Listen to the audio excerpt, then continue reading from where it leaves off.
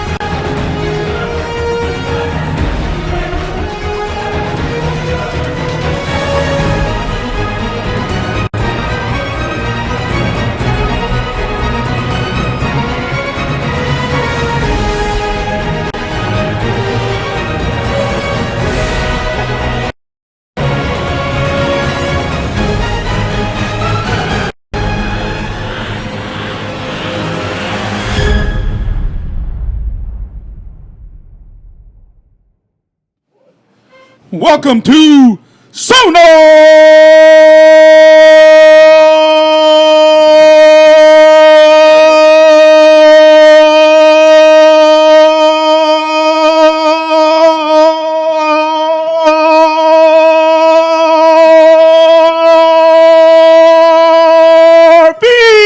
SonarFeed!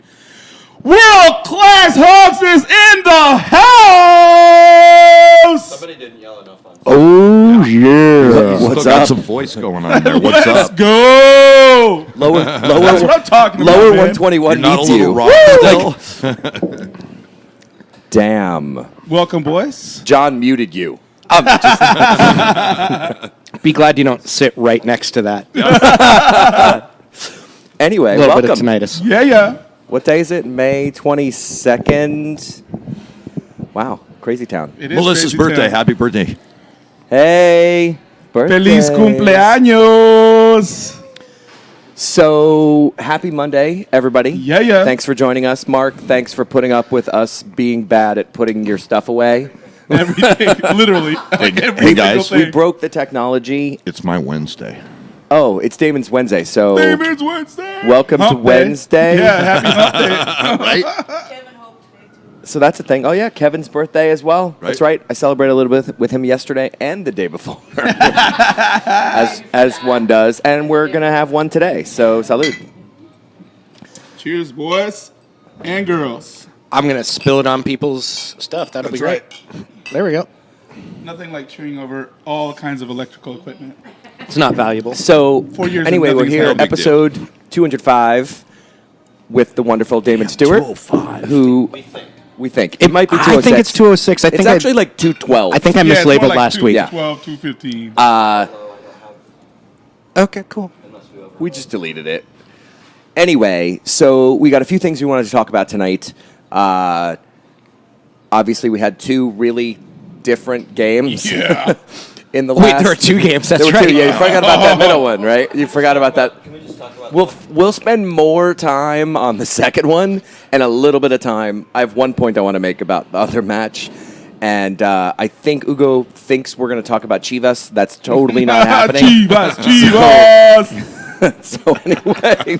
11 years, baby. We're back. So anyway, moving on. And we wanted to talk to Damon about music and life and other stuff in Sounders Land. Yeah. So he's agreed to join us and give us some, I think, color and interesting stories that I'm going to guess many to most of you have not heard.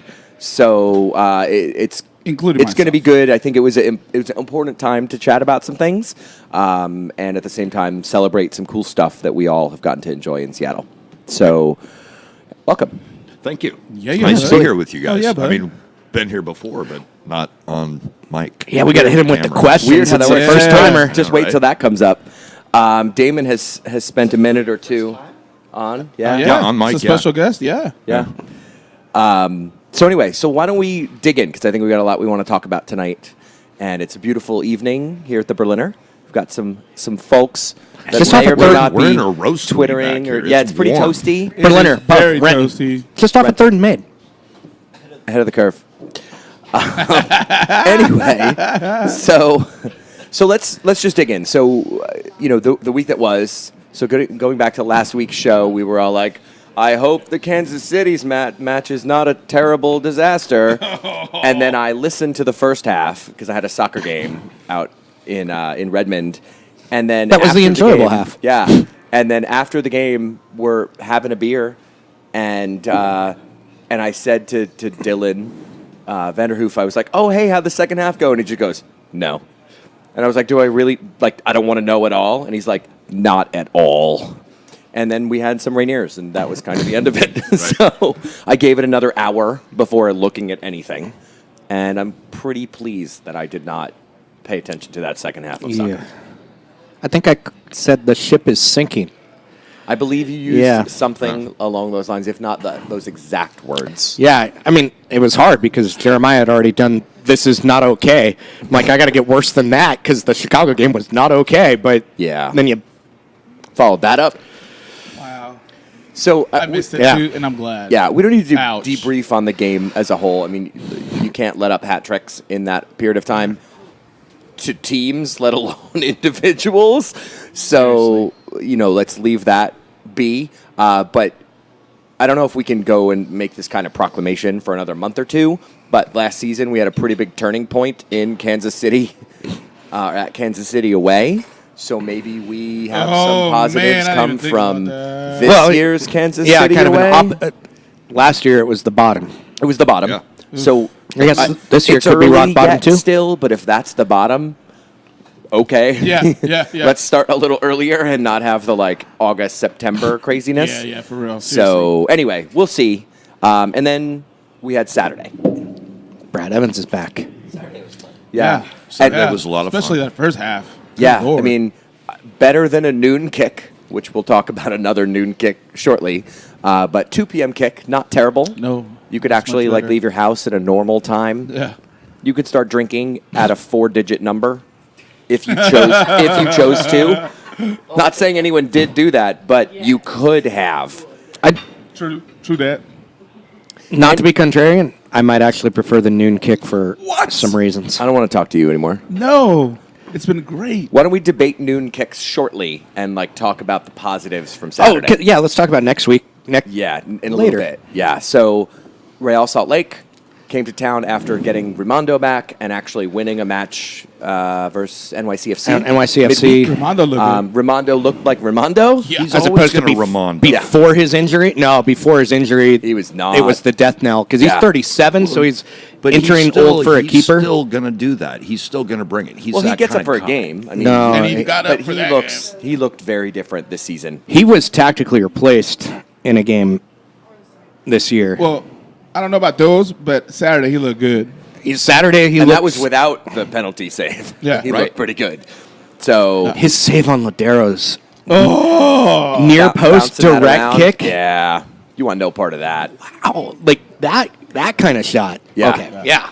So again, I'm going on a speed run review. 70+% possession, pretty good passing, all around, decent game.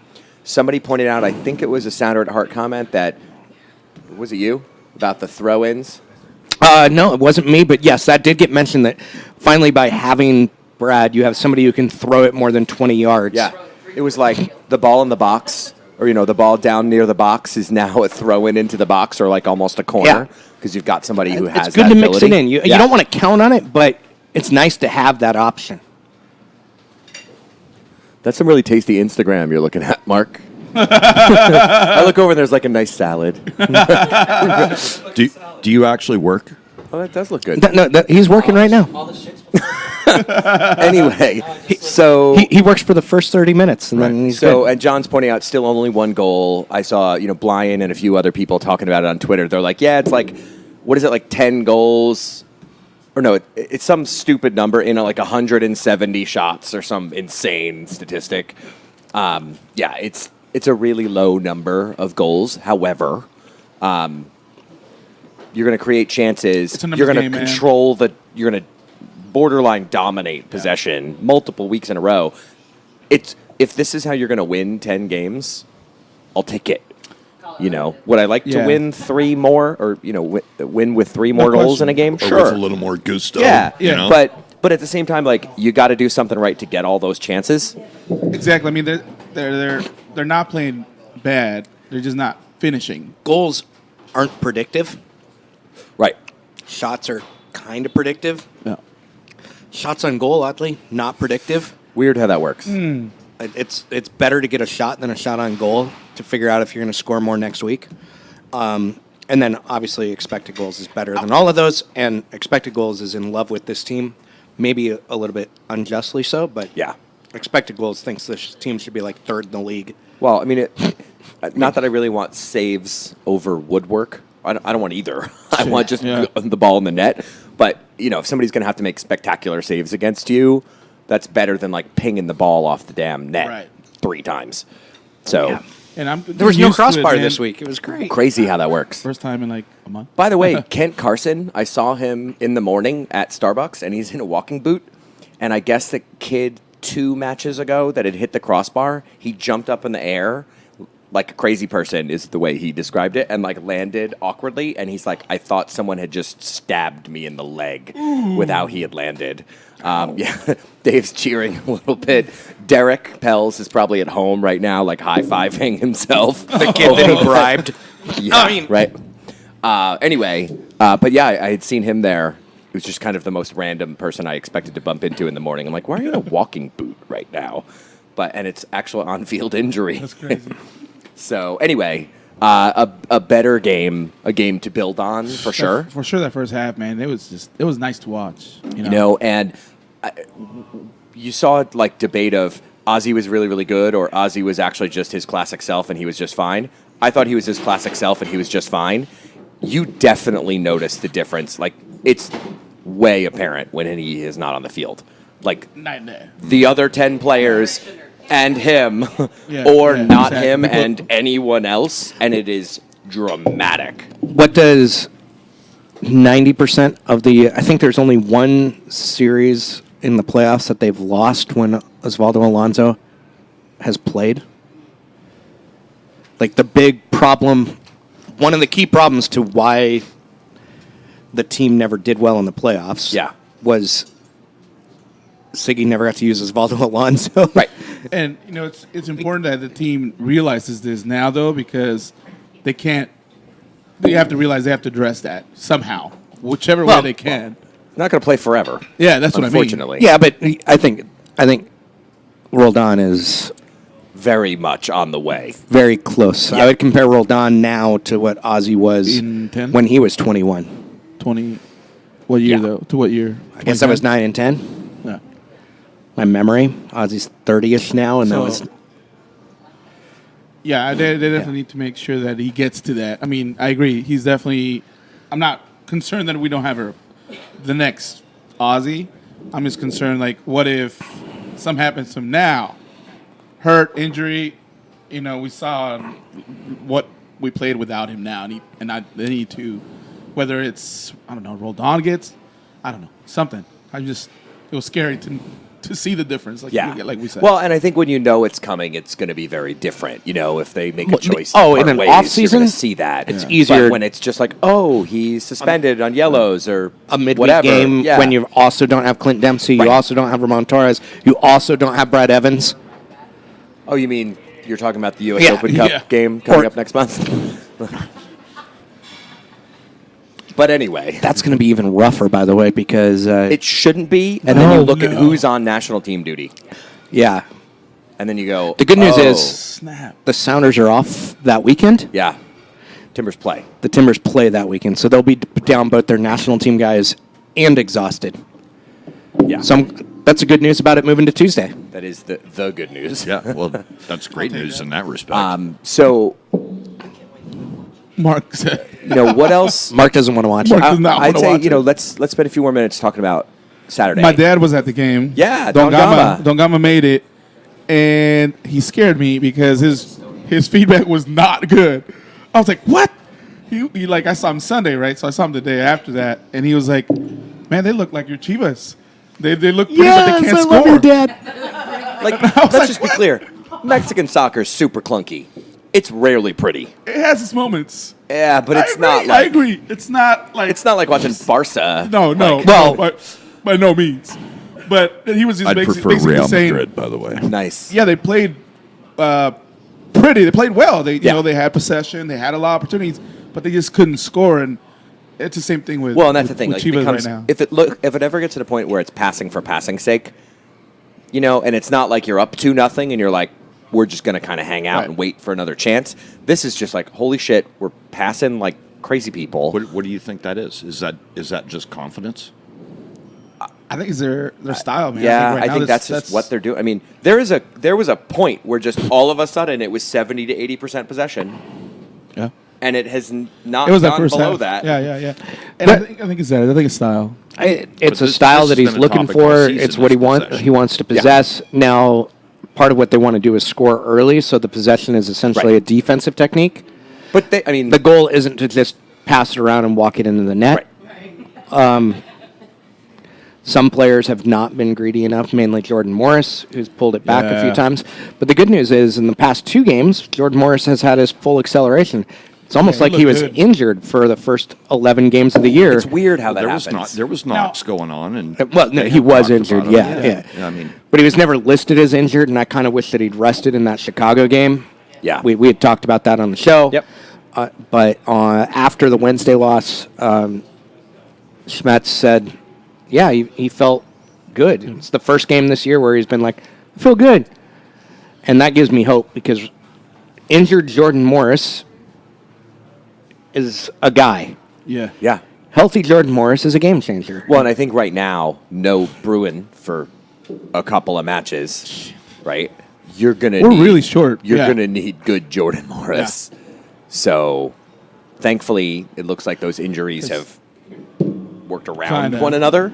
But we'll Still, see. it's So we good, don't have a man. right back situation. We're We don't- starting the 4th-string guy, and Weird how that happens, but I mean, that's because a whole the other discussion. 3rd-string center forward is Shea Adekoya. is there a way we can put DeAndre in disguise and he's Someone had apparently home, suggested right? that ECS have him capo on Saturday. That'd be dope. I'm not. I mean, I'm all for having him in the section. I'm not sure he's the capo wannabe guy. So, Give him a but he'd No, have but a him a good song, time in give him a GA. He Like, would bring the hype, though. You know he would. Oh, dude, people well, would go nuts. and now he's up on his Premier League. yeah, Contract, so back to first.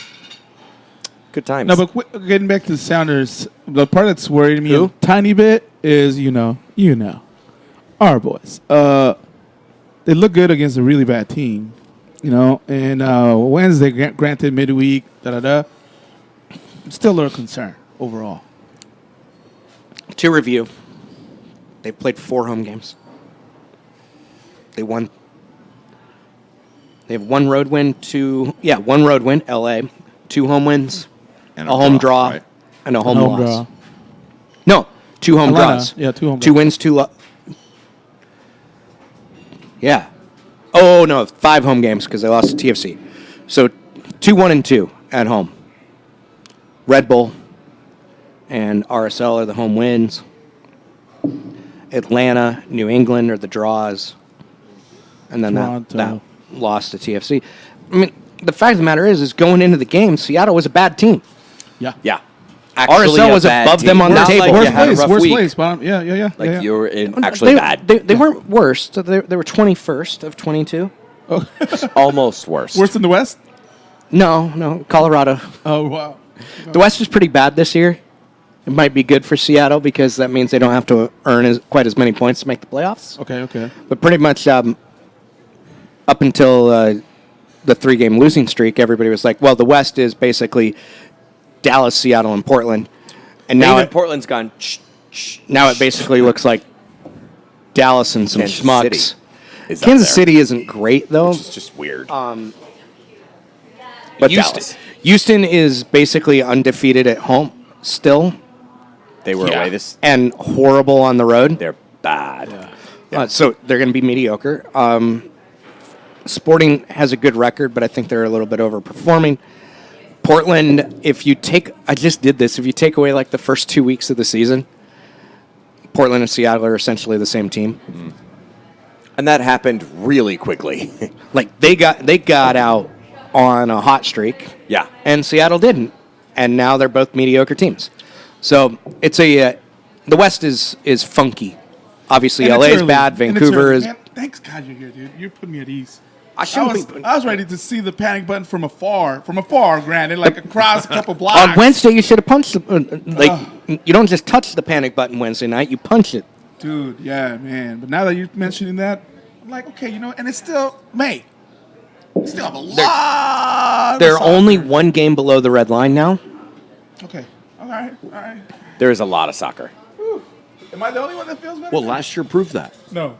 Yo, Yeah, and in a that- very and last short year, period That's of good. time I was, Yeah, the good news is there's still 2/3 of the season left too. instead of 1/3. it's just weird to look at it and you're like, oh, you've played one match less than the team that's in first, and you're 3 wins away from first in the West. Like, again, that's a lot of work. I'm not Yeah. thinking about first. Yeah. I'm thinking about the No, red no, line.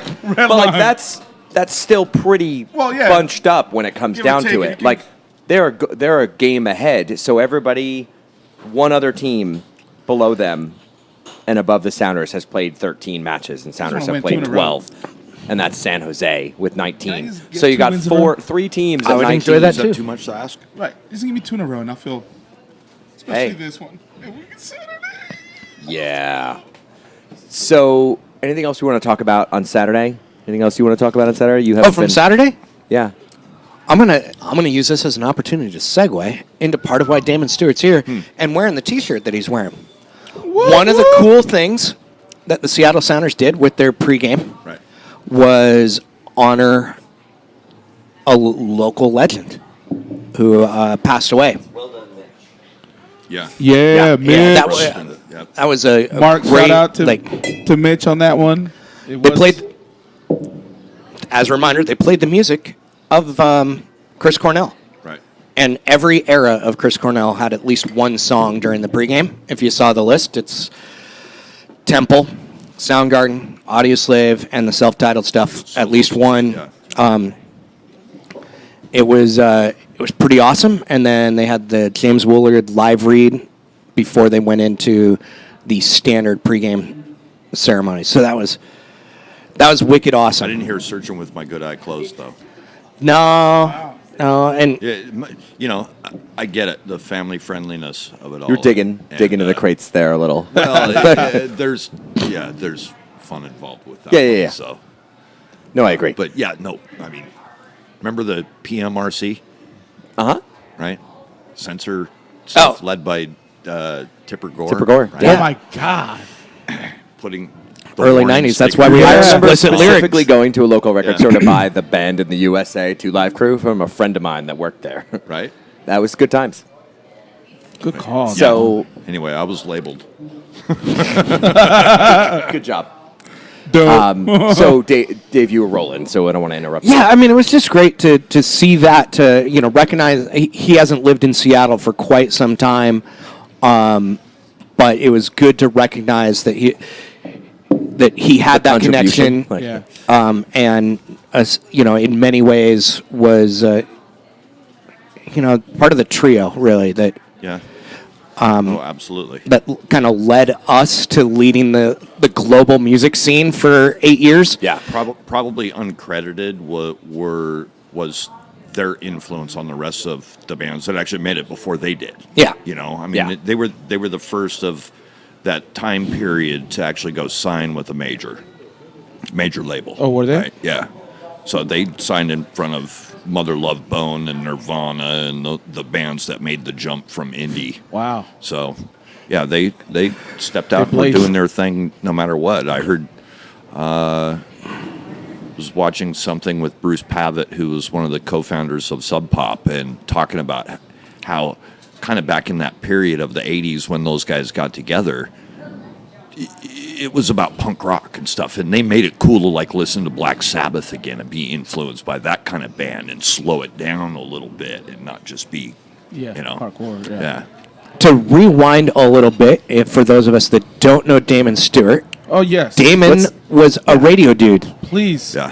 on a rock Let's start at the station beginning. Let's start at in the the very Seattle beginning. area, right? Early 90s to Well, if mid we- 90s? Yeah. You have the Can we floor. start? You have the floor. Yeah. This So, is all you. so the like, point is, you're here because we wanted. A, we love you, So- literally. But yeah, B, Will plus Thank you, I love hugs, you too. No question. but B, this seemed like a really important thing to talk about. And C, like, a lot of us know you through soccer, and Right. we know of that you have a music background, but we don't know you. Like, tell us about you growing up. You know how you got into music, and like that. You know, it goes back to those days of being a kid, and you're in your bedroom, and you didn't, unless you're down, at some store and buying a record that you heard on the radio. Yeah. That's how you were finding out about stuff. There was no like MTV and stuff when they actually did music, right? It was radio. That's I right. remember listening to some of the old school KJR rock and roll radio back in the day, but KISW was a place that I was very fond of in my teens and influenced by and grasping a hold of everything that's out there music-wise, well, rock-wise. I'm a rock-oriented guy, but I'll listen to all kinds of stuff now. So where did you grow up? Marysville. Okay. Marysville? Little bit north, yeah. Okay. Yeah, a little bit north, and And out of town. yeah, so- yeah, and so Back then, it Marysville was like Was the boonies. Yeah. Now it's just Yeah. like It- people it- commute. just over there. Yeah, Yeah. it was like a town, Yeah. right?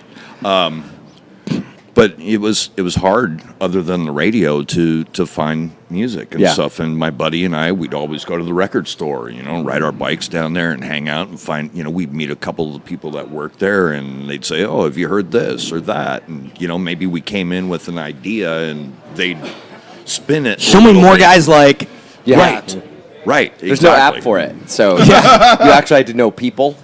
So your big station back then was KZOK? Well, like KZOK was way more in not like classic rock. They were Right. rock stations. Them and KISW was notorious back and forth with them in the rock and roll market, right? And so then I went to college and I wanted to be a broadcaster. Ultimately, I wanted to be a sportscaster, like as a kid growing up, and somehow that crossed paths. I got to college. I was a swimmer over at Central Washington and doing college radio and writing for the newspaper and, my communications classes because I wanted to be a broadcaster. And one of my radio pals from there was a kid from Ballard, and we ended up kind of hitting it off. He was like the new wave dude, probably more punk rock actually. Yeah, my friend Eric, and so we ended up running the college station together over there, and by that point, Where again? Central? Ellensburg, Central Washington. Okay, yeah, okay. KCAT, shout out. Boom. And actually, I met current guys from around there because of Sounders and their broadcasting and stuff. S2. Right. S2 broadcast guys. last year, about a yeah. third of the games, right? Yeah. Or was that year one? Year one. Year one. Year one, yeah. Year one. Yeah. He's that play-by-play voice is the U23's voice this season. So Good. And the U23s is now S2. Yeah. We rocked and rolled it, and there was like one real place to play in town over in Ellensburg. But Seattle bands would come over all the time and play this place called the Ranch. It was a big barn on the outskirts of town, and ended up burning down and stuff. who were some of But the acts you saw there? the Cowboys, the Eager Tones. Who was one of the others? It was There was a band on the Verge back in the day called the Heats back at the end of the '70s and stuff. I want to say, and they were very forefront in being chased by all the labels, and they had kind of that thing. They were called the Heaters, but they had to like change their name because some other band had that, right? Can't have two heaters. Right, right. Oh, that's really cool. Is this the Eager Tones? West Seattle's 80s new wave punk rock There band? you go. Yeah, yeah, absolutely. Eager Tones. But, Awesome. yeah, and it was great because, a Friday or Saturday night, we'd, go out to the bar and hang out and get a little rock and roll fix while you're hanging out with your friends, and that was a blast. But that all translated with what we had going on at the radio station.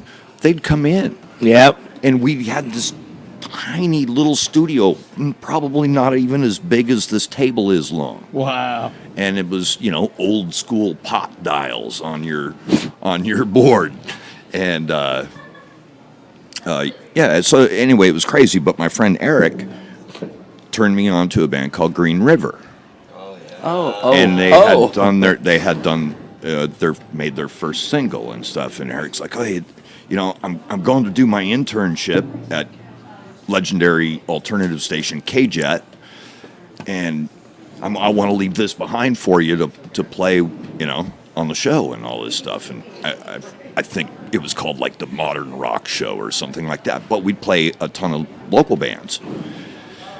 So where were we, like mid 80s? Yeah, that's Ellensburg. Yeah. And I left there in 87, and I had mentioned that Eric did an internship at the station KJet. I went there and did an internship, and it built into being a regular job, and KJet was all pre-recorded. It was automated. So you're right? like running the board, or? The morning show, Bill Reed, was the only time it was live. Bill Okay. Reed.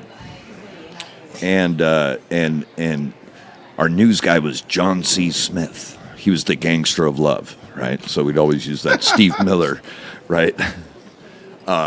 Anyway, that led into meeting all kinds of people. One of those people was Susan Silver, who managed Soundgarden and for a time was married to Chris. She introduced me to a guy named Jonathan Poneman, who was a KCMU DJ and played in local bands. KCMU became KEXP. What? But Jonathan Now you know. started Wait, a label. Yeah, You guys did? it was at No, University Case- of Washington. Different stations became KXP. Yeah. Not where he was. I was at a place called KJet. Yeah. And we were on the AM at the very far right of the dial, right? Like 1590, 1600. Back when you get music on AM. Yeah.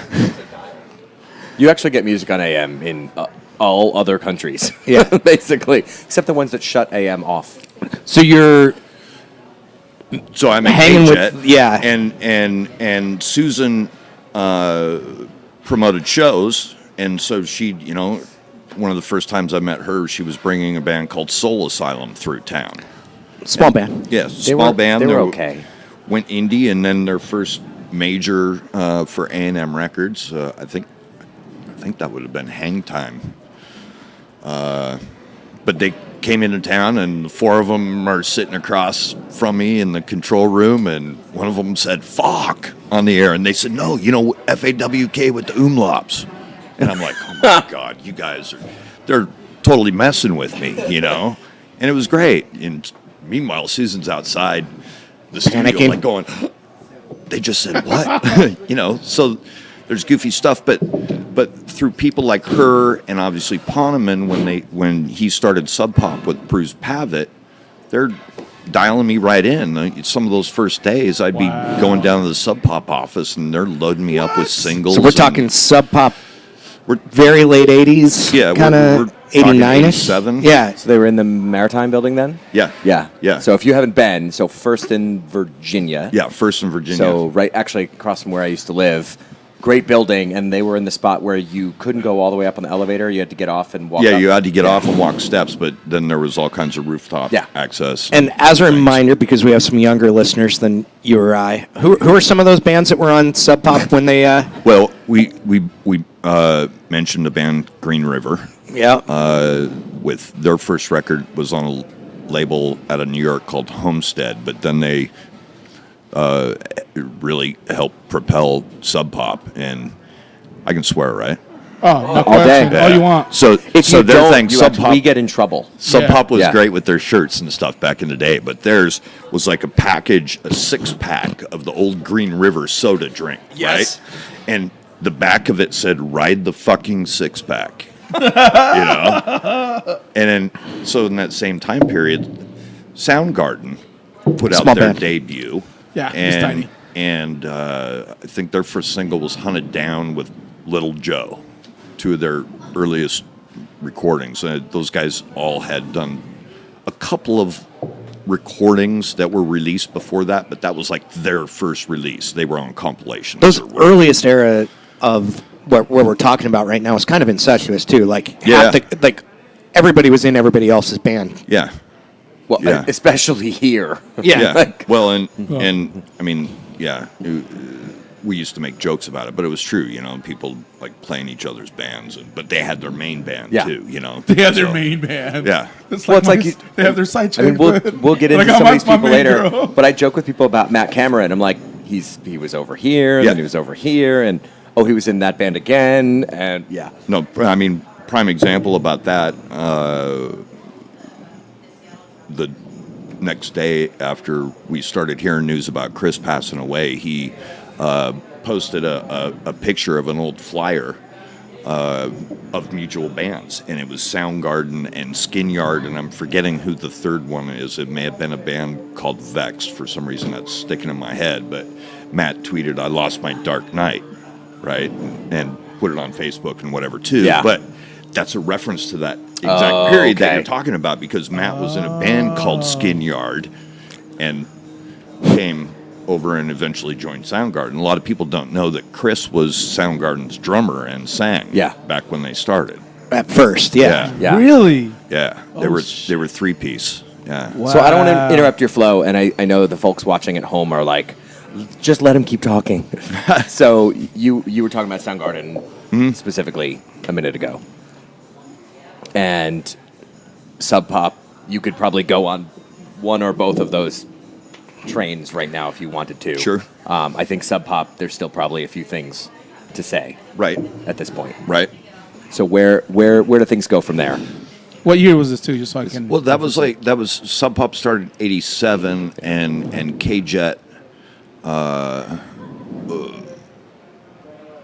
just started going live right in that same time period in early '88, and actually it was 8/8/88.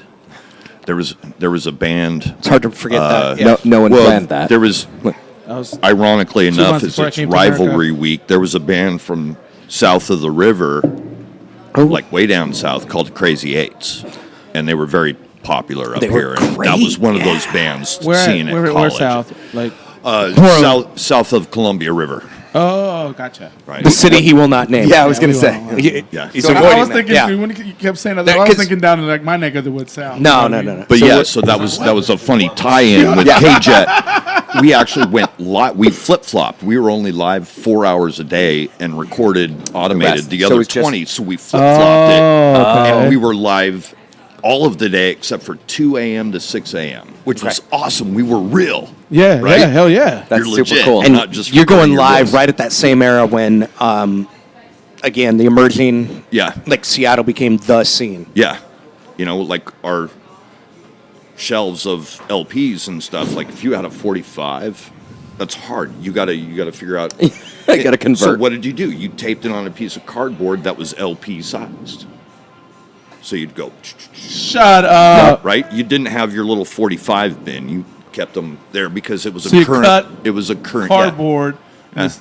Wow. That's fantastic. So So what were you gangster. doing? Later we're gonna What were you interview doing him. then? Gangster. So I produced the morning show, but I eventually started doing other shows as I spent time there. I started there in '87, Yep. and we went into '88, and like a month and a half later, the plug got pulled on us because we were sold. And yeah. Welcome to media. Yeah, Like- right. Yeah. So yeah, that was the first experience, and there's a great tie-in there with Welcome to Media, and we messed with it. Like, So my friend Marsh Gooch and I, who also had DJ'd at KCMU, Okay.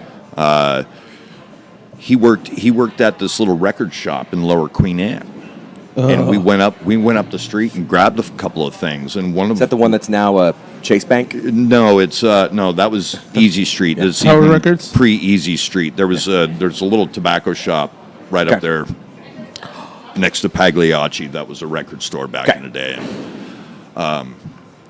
But we grabbed a few things. One of the things we grabbed was a Diva record that had the song "We're Through Being Cool."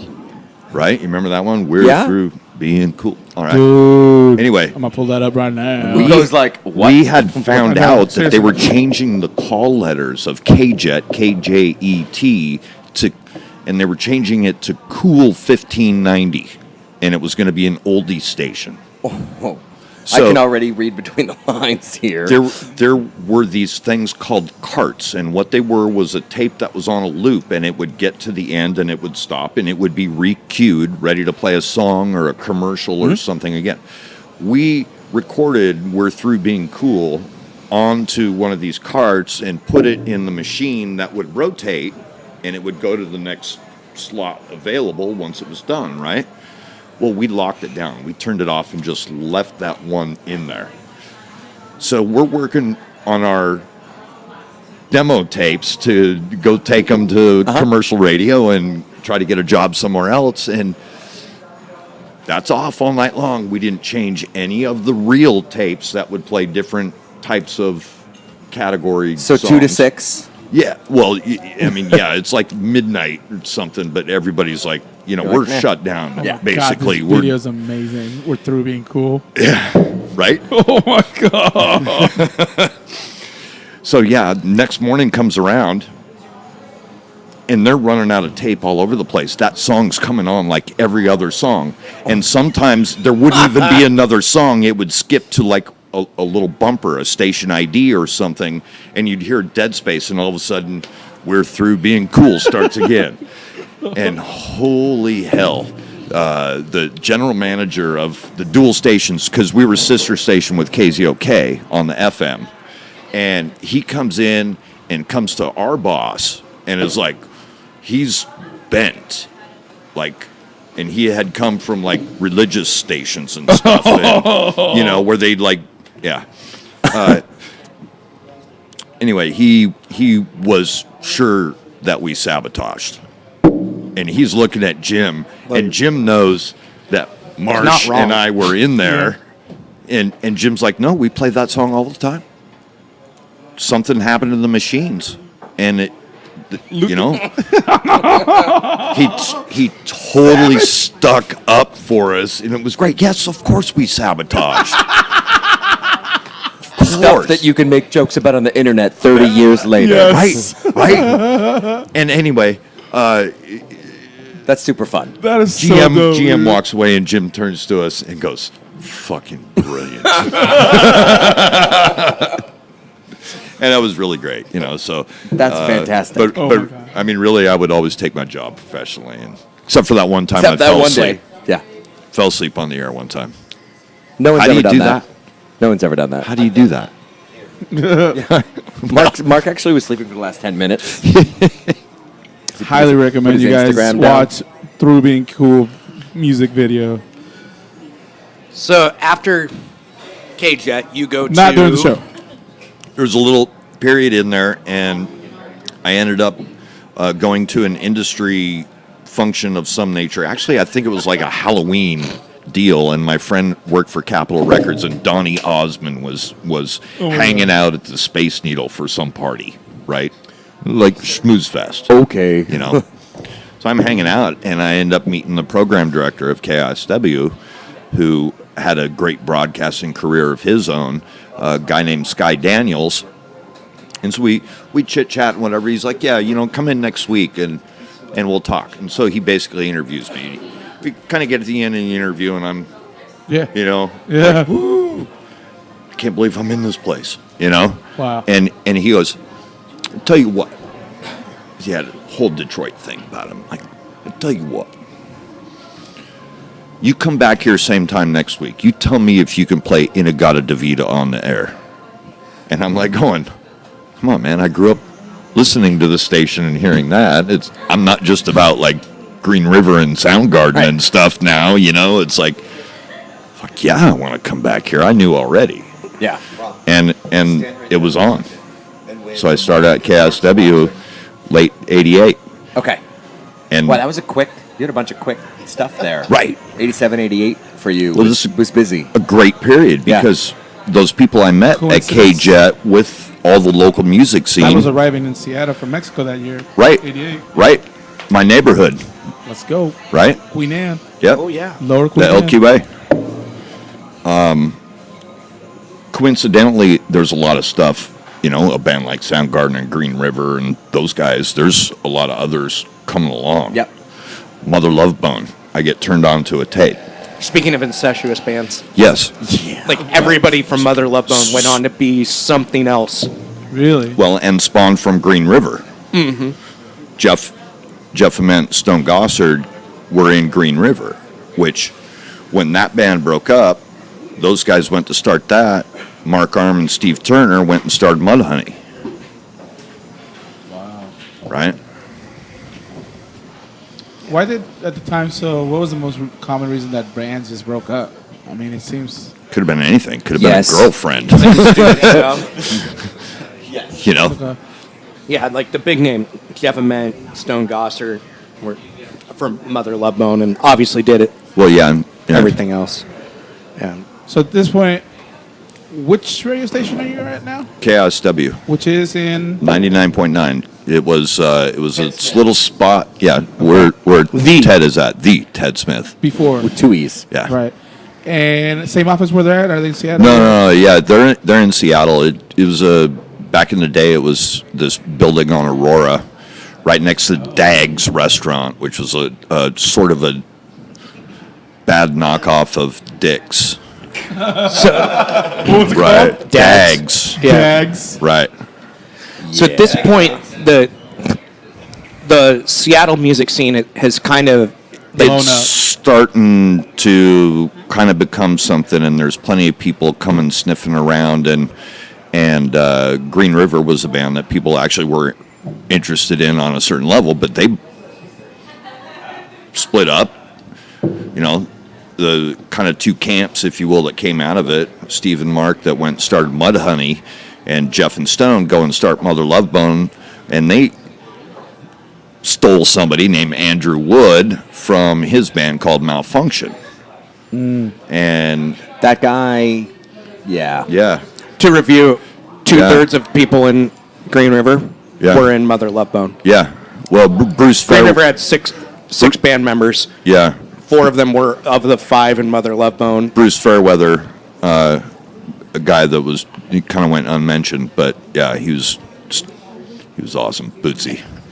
Yeah, And then you get Soundgarden still together. They're going from 3-piece to well, 4. they had gone at that point. Matt had come from Skin Yard, and which we had mentioned them before. A couple other you know. small bands pop into the scene at this point. A Pearl Jam and a Nirvana Well, start showing yeah, up. I mean, yeah. We kind of skipped the Mother Love Bone Yeah, sorry. thing there, and you know they're on the verge of they eventually big- sign. Like I mentioned, okay, I got a hold of this demo tape, right? And wow, this Mother Love Bone stuff's the shit. Nice. This is cool, you know. It had a whole different vibe than different, what those yeah. other bands. It was totally arena. Yeah. You know, it was that thing, and Andy was a fucking showman. You know, he loved to perform. You know, and So back then, where were you going to watch all these bands, man? Where were you we're going like Partying. Central Tavern. There was a place on First Avenue, not far, just down the block from where the Sub Pop headquarters, called the Vogue.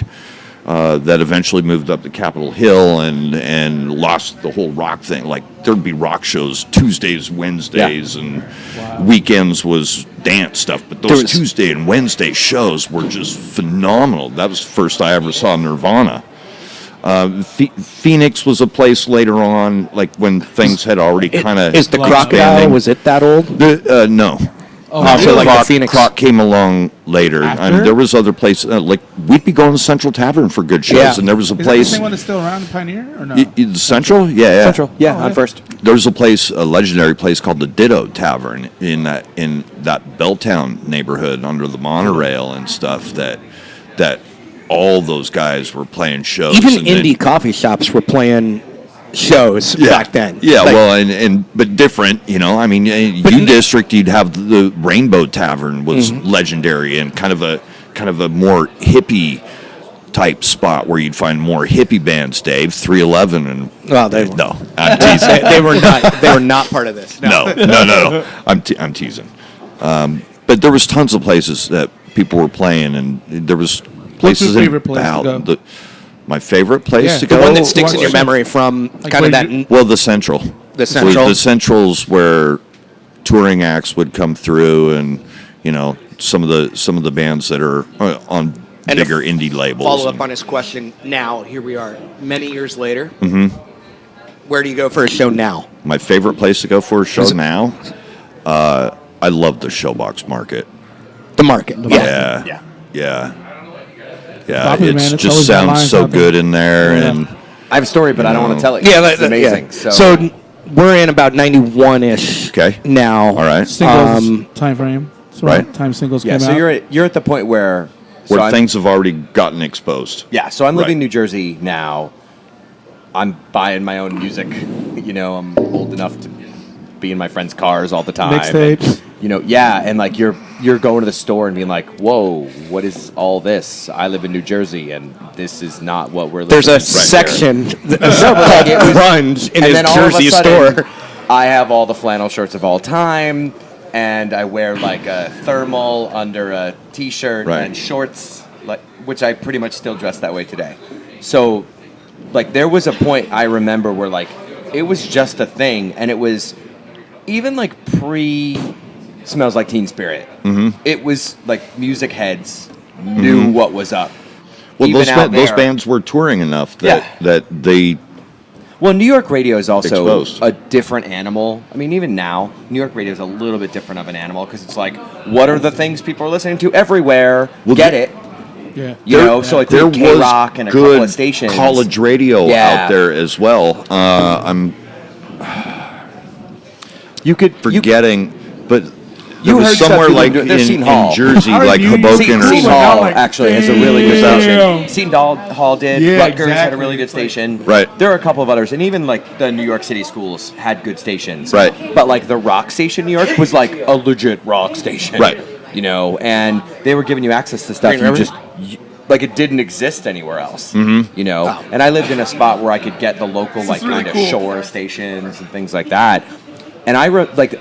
There's a defining moment, and it's not like I was a certain age and you remember stuff. It was literally like there was a point where music for me changed, and it was Pearl Jam, Nirvana, well, 3-4 albums in Soundgarden at that point. Right. You know, early 90s, where like it just changed the music scene. Like it was still kind of dance, weird pop bullshit, and then all of a sudden all of your friends are like, what is this music and how do I get to Seattle? I just remember it being Where's like Seattle? Right. Is that in America? From the outside. But I'm saying, Yeah. like, you know, 20 plus years later, like, it I know, right? influences my day to Oh day my God, so I have much a so funny that I story was about like, that. Hella funny. I'm moving to Seattle. Right. You know, because you think about a place differently. And the stories I have always You heard. romanticize No, it. I mean, I had a good friend in who's from New Jersey and went to school up in New York and moved out to Seattle and lived in Pike Place Market. When like Sean Wise, friend of the show, Sean Wise, was working there and was What like, up, yeah, Sean? he didn't really go Keep there bumping into you all the that time. often. And she was living in the market, and she would be like, I could go to bands every day and spend $5 to $8 and see bands that in 5 years were super epic. And you could do that from like 85 through 90. Well, Every night. The funny thing Just go is those bands that she'd be going to see, she's living in the market. Chances are she's going to one of the shops that they're working at. It's just silly. Yeah. It's true. It really is. And that's you like know? the access. And I think we still have generous access to be able to see bands. However, the number of venues continues to shrink and shrink, and the price of going out really continues to shrink. I just looked it up. The day that Seattle music kind of infiltrated my life and became kind of really implanted itself in me was the day that The End launched as essentially Right. the all grunge station. Right. And I looked it up, August 23rd, 91, Right. and they launched. It was a great and time. it was like 80% stuff from Seattle Yeah. with a little bit of other grunge and then some fringe metal and pop once in a while Well, at I was first. working my weekend shifts at KISW and doing, we called it the New Music Show. Very bland, you know, but it allowed us to play a lot of newer bands across the board, Yeah. as well as the locals, right? And so we tie those kind of things together, and eventually we got down the road, and the way the local scene was going and stuff, man, we started our own fucking thing there, and you know, So circling back that. on the shows, the venues that you've been to, the Central, is there any particular show that may have stuck out of your Rather than mind? venue, show. A show at a venue. But But more the show, The not so act, much like- the act itself. Or a night where you're like, damn, I was there for that. Something along the lines where maybe... Well, a funny one, I go even back to college for that, is the very end of my senior year of college. I mentioned my friend Eric, and we ran the radio station. We had all this money that we had to spend. Otherwise, it wasn't going to get allotted for next year's budget. crew, right? For the next year's budget. So we had all this money to spend. And Eric went to work on doing some stuff, and somehow we got Faith No More to come there with their first singer before they had exploded. The opener was Soundgarden.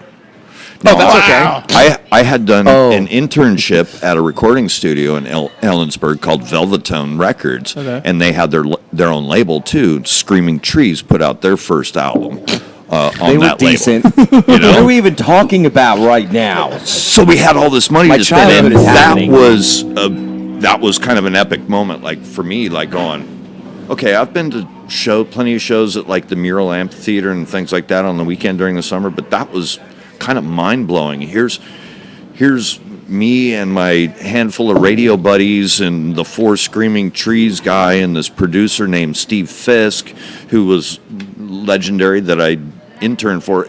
And there's like maybe half a dozen other people. So it's about a dozen or so of us watching this show.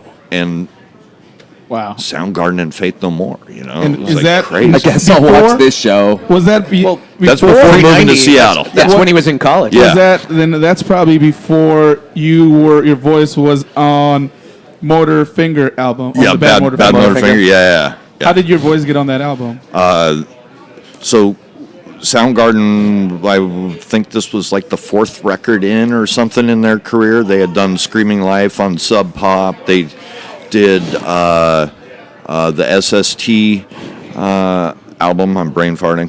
And they had put Loud Love out and Love, on yeah. A&M, which was their debut, and maybe one more in between there. But had gotten to know all those guys from hanging out and being around and going to shows and come on my show and let's talk about your record and blah blah blah. You got a new record? Let's go. Well, I get a weird random call. At this point, I had also started working for Sony Music as a scout up here, and so there's crazy tie-ins there. But and they I were want like, to "We've especially gotta get share some of that." one of those tie-in stories about the whole launch of The End. But I get a call from Cornell, and he goes, "Hey, I got this idea." Hold on. From Soundgarden. Chris Cornell. Cornell. Yeah. And, he called. he calls me up and was like, "I got this idea." He goes, No big "You know deal. those toys for kids, those see and says, and you pull the cord and it'd spin around and it'd land on a cow and you'd hear the cow sound and some guy's voice, right? This is a cow." I'm like, "Yeah, I know those things." He goes, "That's what I want you to do. I got this idea for this song. Just can I come by and get you in a little while?" And I was like, "Okay." This is like 10:30 in the morning. I'm like, "Yeah, cool. No big deal." So he comes by, he picks me up in this old Veeder BW Bug, Oh my God. and we drive out to the north end of Lake Washington to Bear Creek Studios where they were recording, and he put me to work. And so that's how that came about, and we did this thing, and What did it sound like? it was an introduction. Like I'm Do like, you remember what it was? "Oh yeah, Can you say it? yeah. Can you do it? This is my good eye. Do you hear a cow? Moo." That's you. It's not me mooing. It's an actual like cow moo sound. You know, and he has a rooster, and he's like, and now this line, I go, "The devil says," and he comes in with this. I know the crazy shit out of my army scream. buddy with that, and it's And- you. Yeah, it's me. The thing about the Cornell part is in the recording, they're using actual physical tape, right? okay. And the producer, Terry Date, he actually takes Chris's scream and flips it around backwards so it's crazy scary. This big roar, and you're like, they launch into their song, you know. Yeah. OMG. So funny story that's nowhere near as good as this was there are like certain intros and like skit things and whatever that are now they're everywhere, especially with like hip hop. They're on every record. But I remember that, and I remember Butthole Surfers and the like tell her I said Satan, Satan, and like those are two that are distinctly stuck in my head. And now it's you. Yes. So And that makes it That was- so much better. that was my whole reference to the whole PMRC thing calling and the that stickers. Fantastic. That was You can now supposed to annoy be him the again. single Yeah. that they released first on the album, and the label was afraid because I said the devil says. Well, yeah, it was weird and wacky. And Welcome to the 80s we're and 90s. in the explicit lyrics era. Yeah. Yeah, that is so. I wasn't even awesome. swearing, man. It was like all I said was the devil says. Oh my god. That's And it was like- fantastic. They panicked and didn't release that as a single. Never did, but I went on tour with them, I guess. There's YouTubes out Oh there. my god, man. You know, which is weird because all of a sudden I'll watch some like YouTube video from Germany and there's my voice and I'm like, wow, that would have been cool to be there. Super. What happened right there? Wow. Right? So Yeah. we both have a thing with that. That's super they funny. would use that in their shows and oftentimes they were opening the show with that song. You know, it's so crazy. dope. So, a couple things. I know I don't really care if you guys thought you were leaving. Mark and I already talked about it, and we're going to just go until we're done. Excellent. FYI, group in the bar, we're just going to keep doing It's going to be one of those long shows like the Yeah. Eddie Johnson show or So the when Steve you're done, Zaccaroni you show. tell us. Because otherwise we'll be like, okay, Hey, story time. So, Well, I'm his ride home. So. I know someone that drives for Uber no, Lyft. No, Wings. also. No. I know that guy. Can we ask Damon questions? That guy's great. Go ahead. Go Go for we've it. entered into like, Go for it. I mean, this is like, We're in the weeds. this is my high school and army era, which is like the only time I ever paid attention to pop culture. Mainly because pop culture was my home. So I prepped you for this before the show, but I want to know your band that you wish had gotten national recognition from that era. Obviously, there were a lot that did get national recognition. Yeah, and plenty more that deserved Just it never made in the their boat. own rights. But when you asked me before we started, what was that one band? There was a band back in that Mother Love Bone period, the early days of Alice in Chains. Obviously, Soundgarden was doing their thing, and but there was a band that I got really close with, and eventually when I was working at the label, was funneling them money for demoing and whatnot. It was a band called Son of Man.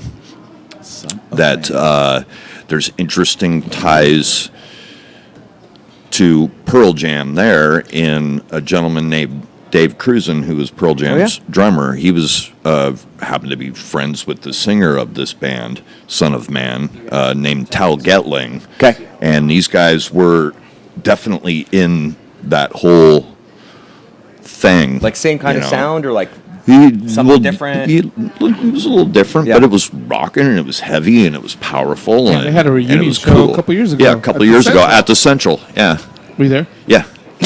How was it? It was Duh. great. It was great.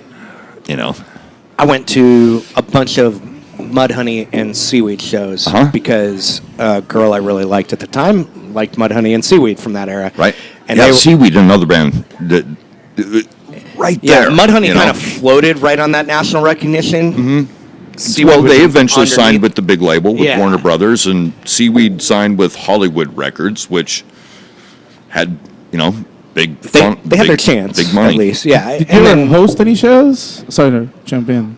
like, like MC? Yeah. Like Oh yeah, MC. oh yeah. Oh, you did? Oh yeah. Any particular ones that come to mind? There was tons who go. What about one maybe that has to do with Mooney Blaylock? Mookie Blaylock. I mean, Blaylock. Someone Mookie. misspelled it, obviously. Mookie. Yeah. I know Mookie as a that's a basketball great player. story, by the way. Yeah, that's Pearl Jam before their name change. They changed their name from Mookie Blaylock to Pearl Jam on my show.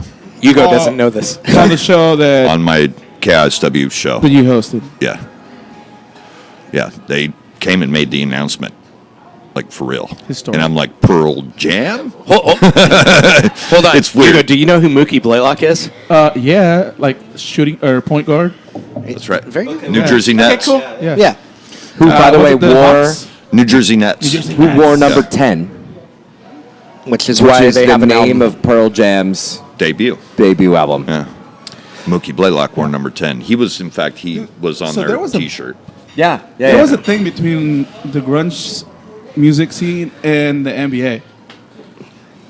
There was a thing. Well, because everybody loved the Sonics, so it was their. Well, and, Like, yeah. and Singles those would guys be were all Xavier fans. McDaniel. And, yeah. Well, Wasn't it? right. which is actually which is an Now, this is- amazing with legendary Seattle sportscaster Wayne Cody, Wayne by the way, Cody. and it's what is X? It's like Steve, the character in the movie, is like he's having a dream, right? And Wayne Cody is interviewing Xavier McDaniel, like he's in a locker room. Really, they were down on like Pier 57 or something. That Singles had rented the pier because that's where they did a bunch of the Alice in Chains live footage and whatnot. And actually, that Nirvana New Year's show Yeah. from back in the day, same pier. ton of New Yeah. Year's shows down on But- the pier. Yeah. You know, what do you say? X turns and looks at the camera. Steve, don't come yet. Is that what he said? Right? Yeah. Don't come yet. Yeah. Like, because he's like dreaming about the girl or something, right? I literally just saw that yesterday. Right. Did you just do that on the fly, or did they tell you to say that? Because I could totally see X-Men just drop that with just knowing context of the scene. So To circle Yeah. back, as Hugo mentions, like they were into the sports scene here. Yeah, They- yeah, very much and so. Cornell loved the Seahawks. Yeah. And loved the Mariners. Yeah. And unfortunately, I would it go was to the dark Mariners games period with for those guys a lot. the Sounders. Like they were gone for right, I was like, I remember that That's one that time. Mariners That game. basically They weren't the rock 10 stars years though, dude. when It was just like that's your buddy. Seattle you know? rock ruled the world. yeah, Is when the Sounders were dark. Yeah, yeah. They weren't back in the Absolutely. A-League. And so there's really only one Seattle band with huge, strong Sounders ties. And they're from the post-grunge era. The presidents of the United States were always at the USL era Sounders games. It was Right. wild. Right. But it was kind of funny. Like you saw a bunch of tributes to Chris from the Seahawks and the Mariners. And that's because Chris was authentic Yeah. and loved them forever. Yeah, well, and I mean, Kim Thale from Soundgarden, we'd go to Mariners games all the time, and he was friends with a guy named Henry Shepard, who is Ben's older brother, and that's kind of how Ben came around. Ben had played in punk rock bands. He had a band called March of Crimes. Ben Shepard? Yeah. And so I remember this period where he had tried out for Soundgarden, and this other kid that had played for a minute with Nirvana named Jason Everman got the job, right? And I remember Ben probably being kind of bummed out a little bit, but as it came around He's you had know, no the next kiss- couple of years, so, yeah. Ben's in the band, and Yeah. and you know, but yeah, we'd go to ball games, sit out there in center field enough under the second deck where we can see the video going on, and we're just hanging out and In watching the ball dark, games. Yeah, dank kinda. kingdom of the 90s. Yeah, it would suck walking in there on a day like today, and it would be dark and gray and just stale. In many ways, Like- perfect for Seattle. Yeah. And for that music scene. You know, if you're walking in on a winter day, it's easier. You know what we really Walking needed? in on a day like today, Yeah. and it was brutal, man. Oh, you know what Seattle really needed before the Kingdom went down? Dude, that's awesome. Is like a Brutal. reunion show of like grunge bands in the summer inside the dank Kingdom. That's crazy. I mean, I saw shows. There's in an the alternate Kingdom. reality where that that's needs happening to right yeah. now. Actually, Like- yeah. on the 90-degree Kingdom- day, and you don't get any sunshine. The Kingdom's the only place with electricity in Seattle, and there's just grunge bands playing right now with $1.50 beer. How much would've- was beer, man? that would've- Beer I at the wonder- Kingdom, and then you had that like shitty malted milk, frozen Oh, malted right. milk with the wooden spoon. Right. Cheers, fucker. Salud.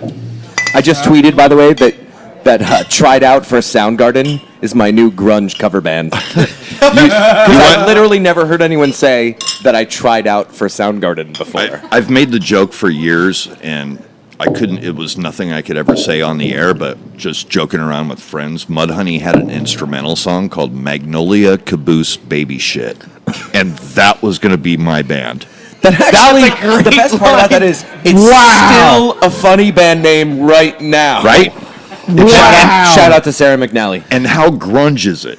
It's super good, dude. Hey, Oh my god, dude. can I ask you about some of like the satellite cities? Okay. All right. Spokane, you and I have talked about them quite a bit. Late in the era had Black Happy, Right. which combined like ska and grunge, Right. in a grunge band with a horn section. Yeah. Those guys rocked, man. They were funky and weird, and Yeah. they're out of the east side, and then cool. Technically, they were from Idaho, but they came out of that Spokane scene where you would go play. There's clubs to go play. And then when Nirvana did Unplugged, they reached out to good friends of theirs down in Portland, I believe, is their origin. Right. And said, "Hey, we need somebody to play with us because we do a bunch of overlays and Right. we're now doing Unplugged, so we need 2 instruments for every section, kind of thing." And so they reached out to the Meat Puppets. Right. Well, yeah. I Right? mean, Meat Puppet's not from Portland, but They're from the South, though, aren't they? they're from Arizona. Oh, really? Yeah, they were from really Arizona. I remember them as a Well, they organ would- band for some but reason. No, they would blow through here all the Okay. time, and they'd run that West Coast slingshot, Okay. Yeah. But yeah, I mean, they covered Meat Puppets on that record for sure. And They covered it. They Yeah. did 2 of the Meat Puppets songs, Yeah. and then kind of gave them that opening. There was a lot of that where like bands were reaching out to their friends and being well, like, which was really help great us. because We're gonna help as you. opposed to say doing a David Bowie cover, where at that point in time that guy is already an established artist and making plenty of money. Here they took full advantage of a situation and helped make some of their favorites, some money. Meat Puppets being one, the Right. Vaselines from Scotland being another, and Kurt would find songs and he loves cover songs. them and give them that lift up. Yeah.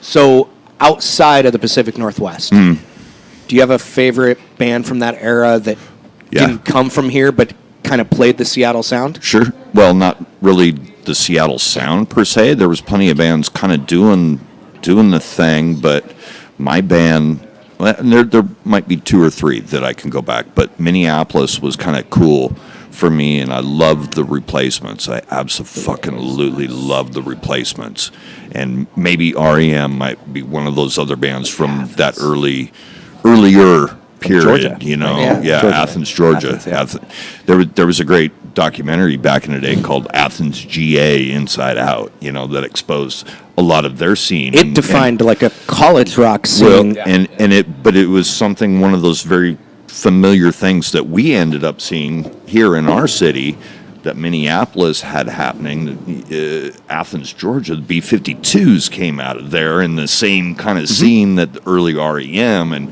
tons of these other cool little indie bands that nobody ever fucking heard from again, but were cool. I mean, go support your scenes, man. Everybody's got them. So on that note, the lovely DJ Way is here. How's it going, people? What's up, man? He was inside, and I just begged him to come outside. At the That was Berliner, probably Sunday unfair. through Wednesday is Sunday through karaoke Wednesday, after Sunday through 9. Tuesday. Sunday through Tuesday. Yes, I wish it was Sunday through Wednesday. This is a really great. If you come enough Sunday through Tuesday, they'll add another day. That's right. Let's be That's honest. So we were gonna ask you a karaoke question. We've been asked by a couple people. Do you have a go-to karaoke question? Because the wonderful DJ Way will make that happen this evening. You mean that I like my to? best. Also, I Yes, begged that you like to him sing. Hunger Strike with me. You And do the hard parts. guys don't know me that well, do you? It's gonna be This Is How We Do It, isn't it? The only time Oh my God. I That do was this kind of secret. stuff is Sorry. actually with you guys. Yeah, it's And weird. It's more of a group thing than Welcome to peer as pressure. opposed to as opposed to me doing something, man.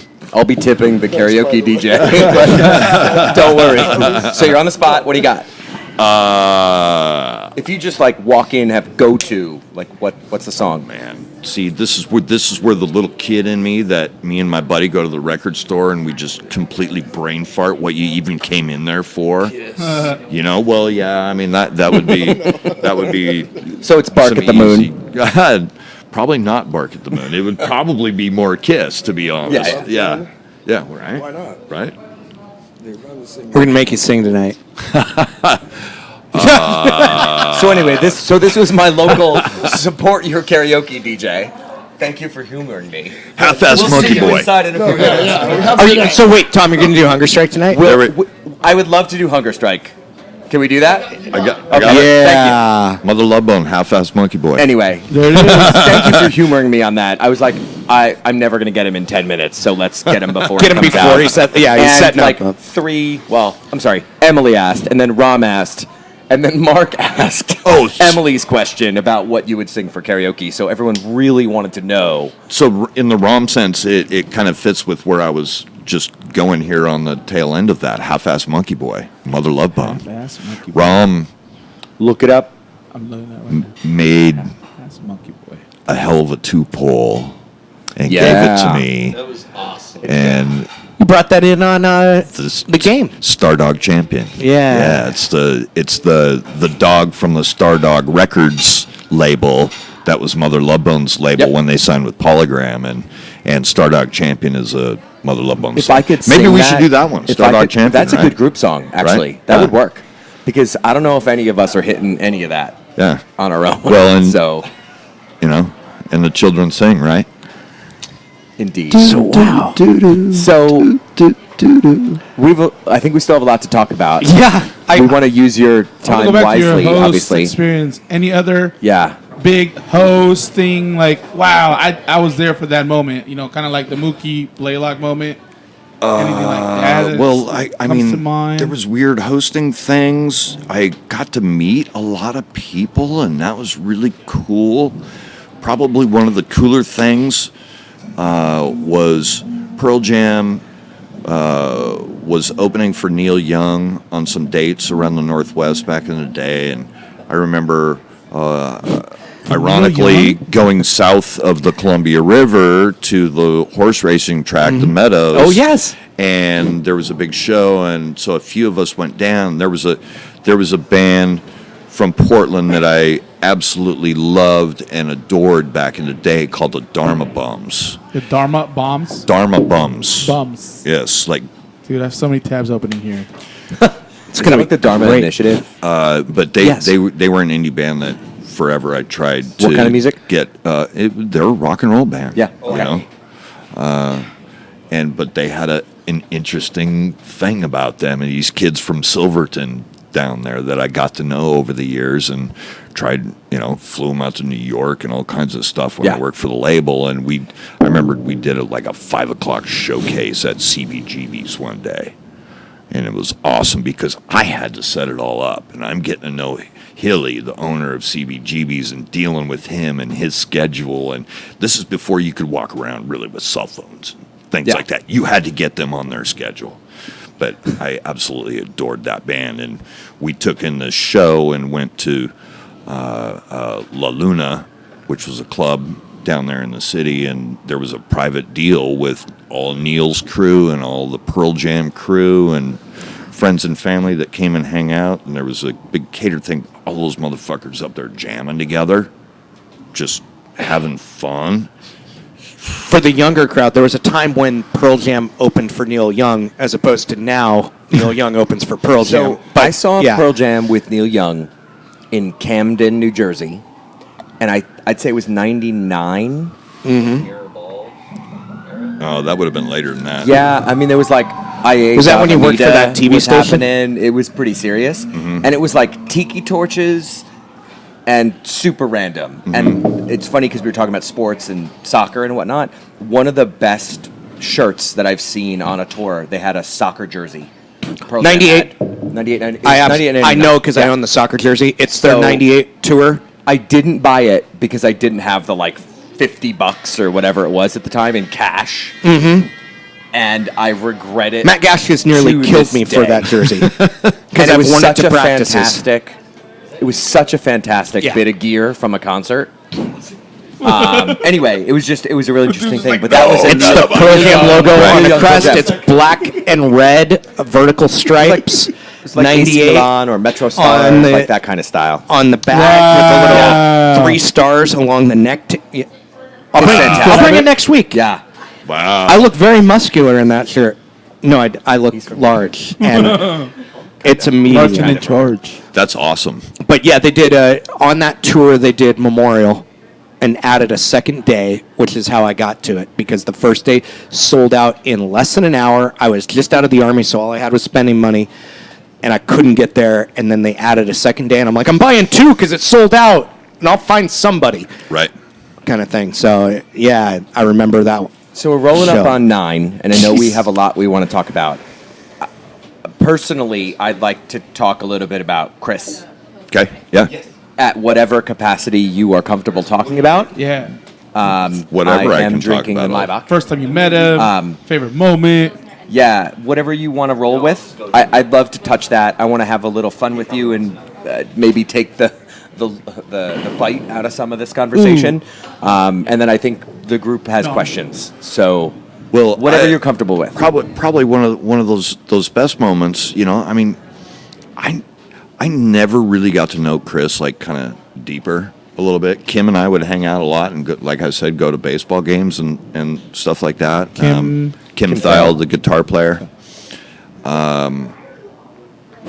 But that moment that Chris called me, it kind of caught me off guard. You know, that was a little bit unexpected, and he explained that I want you to go record out in the studio. I have this idea, and blah blah blah. So I'm like, oh, cool. You know, we take the ride out there north end of Lake Washington to the studio and hanging out and whatever, and there's lots of fun and games involved around that too, because I knew those guys, and we're just out hanging out. It was a nice day, I remember, and we're tossing the football around and different things like that, right? And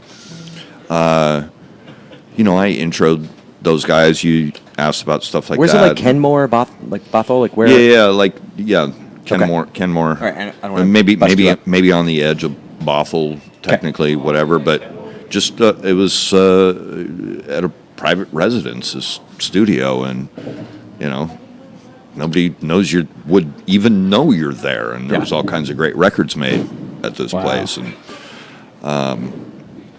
so I mean that's probably best Chris moment when he called me and to do that, because I'm like going, wow. Not a lot of people probably have that story. So No.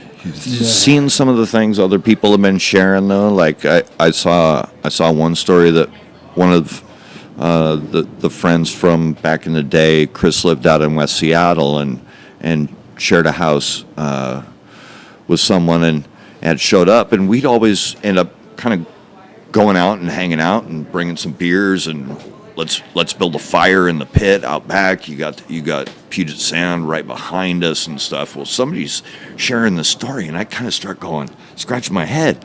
And Chris had come in late one night. It was like somewhere around midnight, you know, middle of the night. But we're all hanging out and having beers or whatever.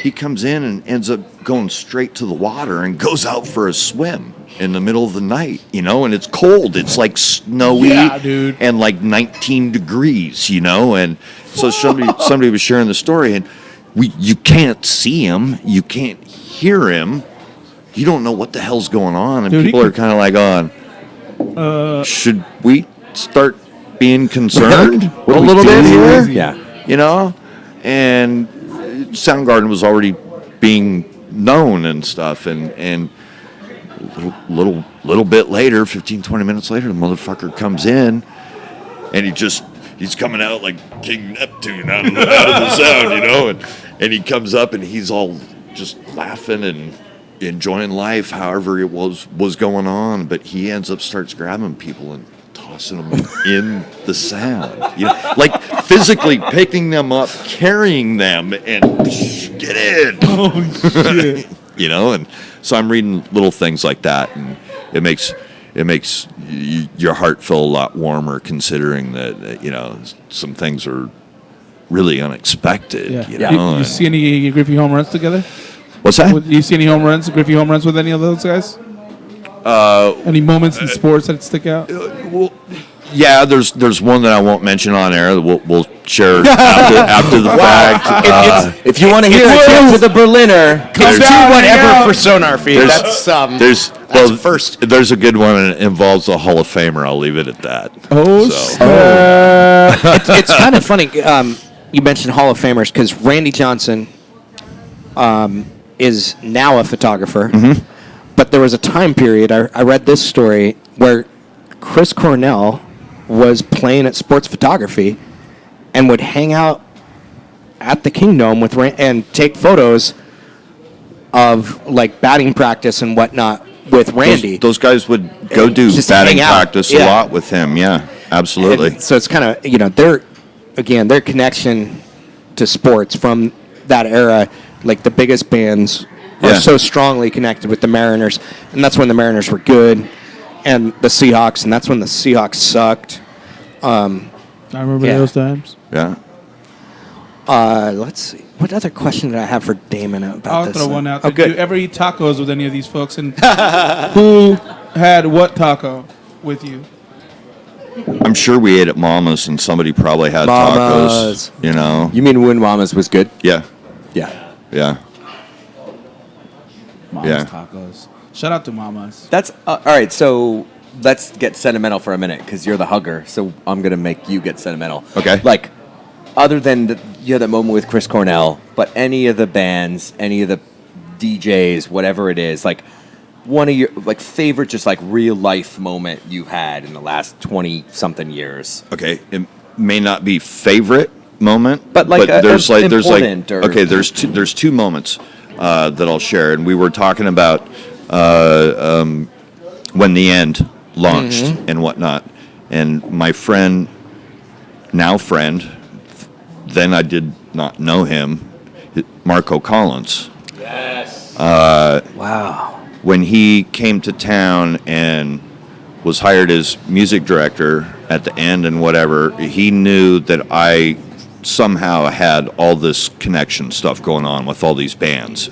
And I was working at KSW, and I'm working for Sony Music at the same point in time. And he's like going, wait a second. And I'm like, dude. Everything's siloed, man. Hey, you know what? Left hand, right hand. That band Soundgarden, they're signed to A&M. They're not signed to the label I work for, you know? And I'm like going, all this stuff is based off my radio stuff. It's got nothing to do with anybody like thinking that they've got it in and can do their thing. We were already doing that. So it was great. Marco came to town, and I love him, you know? But this first meeting, we went and had breakfast one day, and he's Tell me like, it was the best cafe. Please tell me it was the best. Who's at wasn't- 5 Point? It wasn't. God, what was it? It was a place on East Lake. Forget. And it wasn't Zoo. No, No. but right there, Okay. a couple doors down. Okay. I'm forgetting. But yeah, Marco's grilling me. You know, like taking me to town. He's the hot shot coming from San Diego, and I'm like going, "Who's this guy?" Meanwhile, he's like going, "Who's this guy?" Meanwhile. how do you get all these guys? You know. That's fantastic. Hanging out, having beers. Yeah. I'm just gonna sit here and sip this and listen to you talk about stuff. Marco's so awesome. Yeah, Marco's great. So that was Marco. only story one. Yeah. Story numero dos. Where was I going to go with two? It doesn't matter. Just make one up. We'll believe you. Make one. Yes, we will. At this point, we're all. Actually, I do have it. Good. Bring it. Nice. There's a New Year's Eve show in San Francisco. Okay. It's Chili Peppers, Nirvana, and Pearl Jam. That sounds awful. Are you kidding? This has got to be Cow Palace, like a 9 6 or 7. The Hold on. The 5? Chili Peppers, the one or Nirvana, two, yeah. and Oh, yeah. was So it The Pearl Jam. Keep going. 4 or 5. Yeah. 2, 3, 2, 3. Yeah. this Wow. motherfucking guy? So it's Cow Palace, legendary Oh, yeah? old school Still the venue Sharks in played San for a minute? Francisco. Maybe Yeah. Warriors played there for Warriors. years and whatnot. Then they left. Yeah, It South literally Town. was a cow palace. You think about you go East Bay, and where are people coming to show their cows and pigs and all that? It was that kind of Literally. place, and there's rodeos. Yeah, for the Oh, hell fairgrounds, yeah. man. Yep. It was. Wow. It did rodeos and NBA games. Yeah. Yeah. That's for real. like 10x the bar that you go to that at night flips the tables over and like piles them up in the corner and becomes a nightclub. Or the place that hosts the podcast until 9 on Monday nights and then turns into the karaoke bar. Yeah. Berliner pub. So Ahead of the curve. this show is being promoted by Bill Graham Presents, who infamous promoter Yeah. In American music history. Bill Graham. Right. There was Fillmore West and Fillmore East, and Bill was the guy. And anyway, so this was a Bill Graham Presents show, and they always do their shows right. And you walk into venues that they're hosting their shows, and there would be a bucket or something of like apples, like just there. Take an apple. People didn't really know this, and weird little secrets from the 60s when they got going doing their shows back in that time period, well, we need to give the people something. They could be high on something or whatever's going on, right? But give them a little something, little sustenance, right? And Fiber, do the thing. little So fiber. I remember Bill Graham Presents has this whole crazy backstage area full of like pinball machines, Pop-A-Shot games going on, and food galore. And granted, it's New Year's Eve, so there's this X factor involved. Now, San Francisco's not that far from LA. There was plenty of people coming from LA for these shows too, and like movie star people, and you're like going, I can't believe I just walked past him or him. What are those guys doing over there reaching in their baggie? And you're like going, What do you think wow, they're doing? that's all kinds of stuff in there. And you're like going, oh man, these guys, really? It's just like their movies. And so very fun time and amazing show, right? That's kind of an insane lineup. Dude. Yeah. Oh, absolutely. I mean, that's full-blown party, right? Yeah.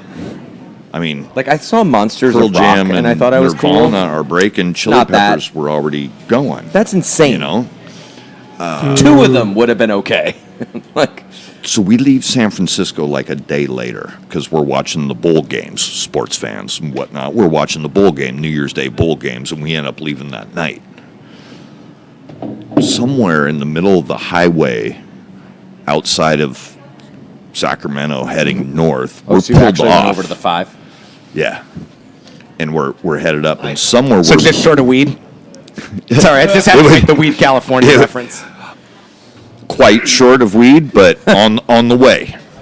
Well, Pearl Jam ended up making a song called Dirty Frank, and it was about this bus driver, Who's a gourmet cook? so to speak. Yeah. His last name was Dahmer. Yeah. Which makes the song so much better. Oh, He had a special recipe for famous ankle soup. Right, Yeah. right. And, oh my God, he's got Mike McCready, and you hear this of a buzzsaw, like, the fuck? You should listen to it. It's a fantastic song. Well, the bus is pulled over to the side of the freeway. Jeff, a man, happened to wake up and like go, what the hell's going on here? Why are we pulled off the side of the road? And he finds an empty or two in Frank's trash container next to the driver's seat, and it's like, what the hell is going on here? And so that's kind of a weird, insane story. Like, I was on the bus with Dirty Frank, and I could have been Mike McCready.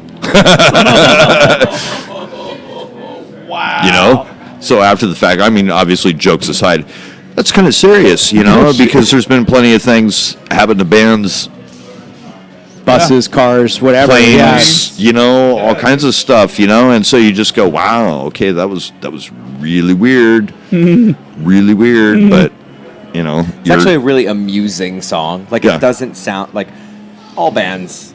You do a concept album or you do some random things, but like that's one of the, I don't know, 6 or 7 Pearl Jam songs now they have that like are, it just sounds different. Right. The tone is different. The pace you were is there for different. that. Like, Right. yeah. Yeah. That's super fun. Yeah, That's like so crazy. crazy. You know, I'm crashed in the back somewhere, maybe one of the bunks or something. I can't really remember, but it was like, yeah, why were we stopped? Because everybody kind of started like going, huh. When you spent a few weeks in Europe. Was that with Pearl Jam too? Yeah, yeah, about half that time. Yeah, Yeah. there was yeah, it was. I mean, it was awesome. Amsterdam, Milan, and Zurich is where I saw shows with them, and that was their first trip. Their first European. Yeah, that's where they did their first acoustic show because there was the stage setup was such that would not permit their gear. Right. Oh. So it And wasn't an intentionally acoustic show. It was that we're setting up and it's not going to work. So now it's acoustic. Improvised, and we're trying to get to the local music store. Somebody knew somebody that owned the Wow. store, and it's like closed, and they're trying to come up with instruments that they can Sound play. something like they can play. Yeah. Wow. you know, and so it was totally improvised situation. And actually, there's video floating around of it's it was a city called Winterthur, Switzerland, and it was really what gave them the confidence that okay, MTV's been beating our door down to try to come do one of these unplugged shows, and it kind of made them go, yeah, we can do this. Nice. That's You know? good. Like, that's part of that MTV Unplugged concept. Mm-hmm. Showed so many people that doubted certain rock forms or even rap eventually Yeah. that said you're not musicians. Jay-Z. Right. Yep. And it said, no, we choose the distortion. We choose Right. the modulation. We choose the rapid beats. It has nothing to do with us not being musicians. Right. That's how we tell the story we're going to tell. I guess we'll get these Meat Puppets people to play in our band today. Right. I mean, yeah. And then on the flip side, it's like Jay-Z, Linkin Park. Everybody, like anybody What? that was anybody until about 2005 or so, I think is Right. That was That's why I wouldn't crazy. stop. Well, when- but still, those similar kind of shows have come about, you know, through different. stations. KXP does one now. Yeah, I mean, those guys are obviously in a whole different world with what they're able to do with their setups, you know. So Dude, so I mean, you hung out and done hosting for some huge acts, and you know, rock stars. In a sense, they're like, you know, these are just my guy, like friends. I grew up during that time. They were friends of mine. Is there anybody that you were like, oh shit, nervous or like, I'm meeting so and so? That Yeah. just happened. yeah, Lou Reed Oh, yeah. was really interesting because Tell me more about Lou. Sorry. I mean he's like Lou's pioneer from the New York kind of Oh, okay. noise. I'm not looking. Where no, there was lots of stuff with him. He's a poet. You know, he would write poetry, and ultimately kind of put some of that to song as well. And this one situation, there was a book actually being published of his poetry, and so he was on a book tour as opposed to an album tour. And he came to the KISW studio and was hanging out, and you know, a couple of us hang out and snap some pictures and stuff with him. But he was like very intimidating. He's big on kind of the jazz influence into rock too, Sure, right? Like, and that avant-garde, that noise. We talk about noise and being experimental, and I mean that guy was like way. what can an electronic pickup do that a normal guitar can't? Right. And that's where he played, was Right. pushing that Right. sound. The other one, another guy, not from New York per se, but moved and lived in New York for a long time, Iggy Pop. And You got to meet him in he came into my studio and we actually interviewed for like probably an hour, and it was fucking amazing because Nirvana had broken at this point in time. Right. He wanted to talk about stuff like that. Yeah. He didn't even want to talk about his own record. He wanted just to wanted to talk about the he wanted to music talk about scene this here. You're kid. hanging out with them. And Yeah, he wanted to talk about this kid. Whoa, you know all these guys? And I'm like, going, yeah. You're Iggy Pop, dude. What? Can we talk about you? And he's like, man, he comes out on stage and he's got a Stooges T-shirt on, and I'm just like, I'm standing in the back of the room. I think Nirvana was playing a place called Irving Plaza, which is very large and popular for touring groups, but It's a great not- venue. Yeah, It's got upper not and large in lower. the sense. Yeah, there's it's just enough like that, Yeah. right? It's not too much, but there's a lot of people there at these shows, but he couldn't stop talking about seeing Nirvana and Kurt and being so impressed, and just like, I'm like, Iggy, can I ask you about your record? But he's That's like, part of the "Man, deal, is like, yo, here's what-" man. And Iggy couldn't play in Seattle at that point in time. There was things that had happened with an incident at a show at the old Eagles Hippodrome at like right across from where you used to work, where I go get my coffee, and there's that store on the corner, right? Yeah. So you see all that old architecture. Yeah. Right? The Eagles Hippodrome was like right there, and it was a beautiful theater back Let's in the give day. them a plug, by the way. Damon gets Yeah. his coffee at Monorail Espresso. That's right. Monterey. Yeah. Whidbey Island is their roaster. He gets it at the original, which is no longer the cart. They have that little corner spot. Yeah, so Cash technically only. the original was a couple blocks away, and now they Yeah. have the It's really good You can also brick and find them mortar. in the Columbia Center, Yeah. which is where I hit. They were Monorail blown for away about when 2 I years. popped in there a month or two 'Cause they moved, ago, like, and half the- yeah. they're like, "What are you doing down here?" You're like, I'm allowed to go to different neighborhoods. Right? Yeah.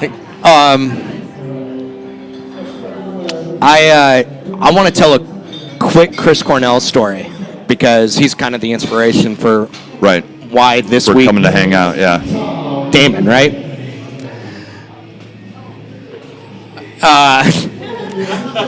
Karaoke guy wants Tom on already, and Tom's like, "No, we're talking." Tom's like, on I'm gonna blow off karaoke. I'm sorry.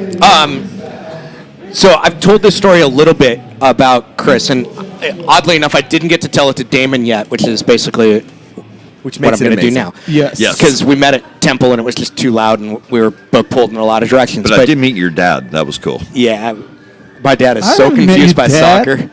Like, not by soccer per se. He understands soccer. He's confused by how, like, this community makes no sense to him. But I won tickets to the Sunset Strip Music Festival the first year that they did it, and it's gone on. They basically shut down West Hollywood. Right. Do a stage on each end, and all the venues along West Hollywood that have ever hosted any music are also hosting shows. Right. By the way, shout out for not calling it WeHo. Calling it what? Yeah, I wouldn't. So, Anyway. WeHo, West Hollywood. And Chris Cornell's doing a Twitter thing, and that's back when Sounder Heart Twitter was also Dave Clark Twitter. It wasn't like the brand Sounder Heart, it was just me. And so Chris Cornell's doing a contest with Virgin America. Reply, and you can be entered to win tickets on Virgin Seattle to LA, stay in a West Hollywood hotel. The launch party for the event is on the rooftop pool for this hotel. Right. And you get to meet Chris and whatnot. I won. And the reason I won is because his producer was a Freddie Yoonberg fan. It's like I already followed Sounder at Heart because Chris Cornell followed Sounder at Heart for a bit because Freddie Yoonberg and his producer at the time, it was during his kind of avant-garde-ish phase when he was doing like the electronica stuff with very heavy European influences. And his producer was from London. And so I got to meet Chris, and he's like, he was he very much didn't know who I was. Right. But Chris himself was like, I'm glad somebody from Seattle won this contest. Looking back, I think that the contest was only for people from Seattle, but he said that to me, and it was kind of like, Just go with it. I'm like, that's freaking awesome. Yeah, I mean, sometimes those things get a little blurred, and you're from Seattle? Cool. Yeah, and so, we got like 5 minutes, Right. but that was cool. that was like, it was, I mean, that would have been 09 or 2010. Right. And a lot of other fun stuff that I'll talk to you about later just because I want to tell you about it. Like, Right. I have to Ozzy share. Osbourne's wife complaining that he did a 7th encore when he agreed to do a 30-minute show as the headlining act, and instead he's going for like an hour 15. She's like, you have to get him off stage, and the producer's like, no, like, this is gold. We're going to let him go as long as he wants. That's exactly what this show's about. I'll right get him now. off Right, stage. right. Yeah. So, We didn't even get to Yeah. Sonar Feed questions yet. Yeah, Let me just so- say that. Wait, do we need to hit something? No, before wait. Before we do that, I want to touch back to something you talked about. Your voice made it to Europe because of that recording you did for Chris. Right. Didn't you get to go with a certain band to Europe? Tell us more about that. And what was your connection to that band getting together after Mother Love Bone lost their lead singer? Well, I didn't actually go with them. I Okay. went for other ulterior motives. When you say ulterior, Yeah. do you mean the? Oh, okay. So you went to Europe. Yeah. So you went to Europe. Went to Europe. We're hanging out, and I mean, where do we want to go here, Hugo? It was Pearl Jam, and it was all kinds of good fun, you know. What was your role in those guys getting together after Mother Love Bone lost her singer? You recounted a little bit of this story Yeah. on a documentary recently. There was a situation. There was a night I was out with Stone Gossard, who was the guitarist in Green River, and then Mother Love Bone, and yeah, it was just Stone. Like, both Soundgarden, he's on both a Pearl Jam and a Soundgarden album, right? Well, Green River. And Green River. He and came out of Mother Green Love Bone. River, and Stoney, going back to my radio friend Eric, way back at college, that was Eric's friend, was Stone, and that's how he knew of Green River, blah, blah, blah. Anyway, Stoney and I are hanging out, having beers one night. Did you say Stony twice? Yeah, I Just did. checking. Love That's it. true. I hate you. But where? Here or in Europe? Here, Okay. Seattle. We're at a bar downtown, just north of the market, hanging out, and right there, the same block as that Sub Pop came along. Oh yeah. Okay. But we turn and we leave, and literally we're standing in front of the Sub Pop building, Terminal Sales, and like, here comes this kid, Mike McCready. Right? And those guys knew each other because Mike played. He's the and- national anthem guy. yes. Yeah. That's right. There are people that think that, which is amazing. You know, Mike is a season ticket holder. Yeah. Yeah. So when he's It here, is funny he goes. though, because people do think of him as like, oh, the guy that plays the national anthem on the guitar. Guitar. You're like, stop talking. Yeah. Anyway, so you We're on bumped the into Mike sidewalk McCready in- on the sidewalk. Stone and I were leaving. We're bumping into him. Well, let's turn around and go back in.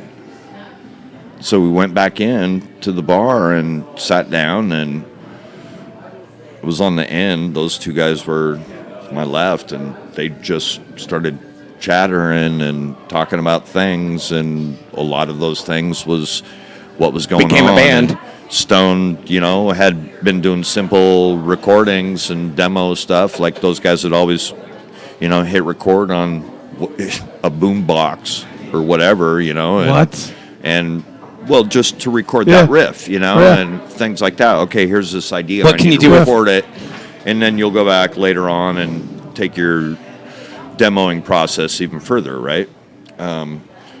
Wait for him to remember. It's like writing in a diary for them. sense. Yeah. But they started talking, and that was really a big part of Mike coming around with Temple of the Dog, because Stone probably went back to Chris and was like, Let's do this thing let's with bring these guys. let's bring him in here, and so yeah. Remind me about Temple of the So Dog. basically, so I can because I'm kind of like. Well, this is So basically, if you Soundgarden's hadn't already- bumped into them at that bar and brought them back in, Well, after. who knows? I mean, Stoney and I are hanging out, and we bump into Mike, but they get talking. right? You But know? you're the one that bumped it. You guys were the ones that But bumped had into you him. not left the bar, Right. So it's like the one time We that you might have advocate totally missed tabbing him. out at an appropriate time. Yeah, you might have totally missed him. So what that you mentioned, this kind of grew into Temple. Yeah. And eventually those 'Cause connections from Temple those guys developed obviously into went all their Pearl Jam place touring. and started jamming Yeah. and sharing ideas, but that's where those guys bring Mike in and start like going, why don't you come play with us? And we got all these other ideas that we haven't really started and sharing with Temple people. was kind of a tribute / concept. It was band, right? it was driven by Chris, a tribute to Andrew Wood, who had died from overdose, and right on the doorstep of Mother Love Bone's albums being released and them going on tour. And I've heard, stuff, so. and you read it now like this week, but I had heard before that it was intentionally, we're just going to do this one thing. Well, ultimately, once they started sharing these ideas and realized that they wanted to do something with it, Yeah. it was intentional and. But like, we're Chris- going to do a one-off and not Yeah. like this is a new supergroup or whatever. Well, it was just, we're going to do this thing. Soundgarden had things going on Yeah. already on their own. Jeff and Stone, technically the guys under contract, managed to keep things hush hush, and the guy that signed them at Polygram moved over to Sony, and boom, next thing we this are. is actually a band, and Yeah. as Damn. well, their attorney is the one that hired me at Sony, so. You want to talk about incestuous Yeah. bands? There was incestuous other stuff behind the scene, and I was doing nothing wrong, but that's how I got offered a gig because of things like that, and the Sub Pop guys as well, like going, yeah, we like That's one of Damon, the we do our thing. The younger part of this SonarFeed audience really needs to look into kind of. There's If you a want to lot, understand man. that Seattle music scene, just There's a look into lot. what Temple of the Dog was, why it existed, Yeah. and where everybody who was part of it is now. Yeah, Because- well, and that's also the sad it's like- part about now is because they just did the Totally. the reunion, 25th reunion. And Well, the crazy And thing about here we that are, is- what, like 5 months late, 6 5, months 6 later? months later. Yeah, is that like we've all seen the tribute concert and the let's get a bunch of artists to come together one Tuesday and do a show somewhere. This is like, nope, we're all the awesome artists that don't think of ourselves as we're the awesome artists. We're just gonna do this thing Yeah. for this person because it's amazing and this is what we do as for the love of that musicians. person, and Like- it's for loving what they do in their craft, and that's creating That's that. looking- super cool. Yeah. Forward a little bit, because there's that history, and because Stone eventually moved on, kind of like. You mean Chris? Well, Chris is, yeah. Do you think that something like Foo Fighters, Alice in Chains, Pearl Jam, those guys get together and do something for Chris? Or similar to what Temple of the Dog, which leveraged so many of them into a national scene, do you think that they do almost a retrospective that's inspired that Not in a direct, calculated way. The calculation back in the day didn't have all the fame around it, and so could I see something collaborative between some people? Maybe pay homage. a couple songs? Sure. If I was to say who might instigate that, I would probably say Matt and Kim, but I also know that they don't necessarily think that they have to do something like that. I think you can find that come along somewhere else down the road in somebody's song. It might be one song, Right. kind of Gotcha. thing, Right. And where they Where- say, "Hey, can you come in for this Well, but one?" maybe you play on those, and it maybe becomes known somehow that it's inspired by that. You've seen a few tributes this past week, probably. Is there one where they did a cover of a Soundgarden song that said, No, I've seen a couple. Maybe the favorite was just because it was local and pure in a sense, and she knew Chris really, really well. Would be Ann Wilson from Heart was on was so one good. of the late night, and she's doing her thing, and obviously kind of little karaoke. She's following lyrics and stuff, but man, that She did it- woman's got just a fucking awesome voice, and you could feel her honesty with it and being sad at the same time and trying to like go, man, I got to get through this Yeah. thing, and it's not an easy thing. And you what lose was your amazing friend, about that was she didn't prepare for it. Like No. it was clear. She had Yeah. the lyrics in front of her. Right. She's like, I'm just gonna I don't do do this, this. but I Yeah. have to do right, this. right, And almost a form of therapy it for her. came through. Yeah. Because, like we talked, there are a couple Seattle bands that predate. Right. Like we talked about the build up to grunge. Heart is one of those. Yeah. Queensryche is kind of the other one that they exist outside of that scene. Yeah. They're prior to it, and it was to see her, like for me, as a native and a lover. That one, made a lot of sense to me. Well, I would say if you don't live in Seattle, like before I moved here, I had no idea that they're from here. They don't. It's not like they don't identify as Seattle. It's just you think of Seattle a certain way from a music standpoint for the last 20, 30 years. It's like Sir Mix-a-Lot, grunge, a couple other things, But then I moved here, and I'd be in a restaurant, and They're it's around. like Right. Nancy's birthday, and they're having dinner at the table over there. Right. You're like, this is weird because I'm not rich. Right. But like they're just people who live in Seattle, and that's something that's really, really cool. And I think that's a really good example. I mean, there was great stuff and weird things. I remember my girlfriend and my buddy's girlfriend. His girlfriend had like a Fiero, 2-seater Fiero, and the four of us would Was there a pile in four-seater this. Fiero? Because I No. don't think there was. No, That there was a tiny four cockpit car, butts. yeah. There Was was it bigger four than you, bro? butts in that. It was a sports Fiero. car with 2 bucket seats.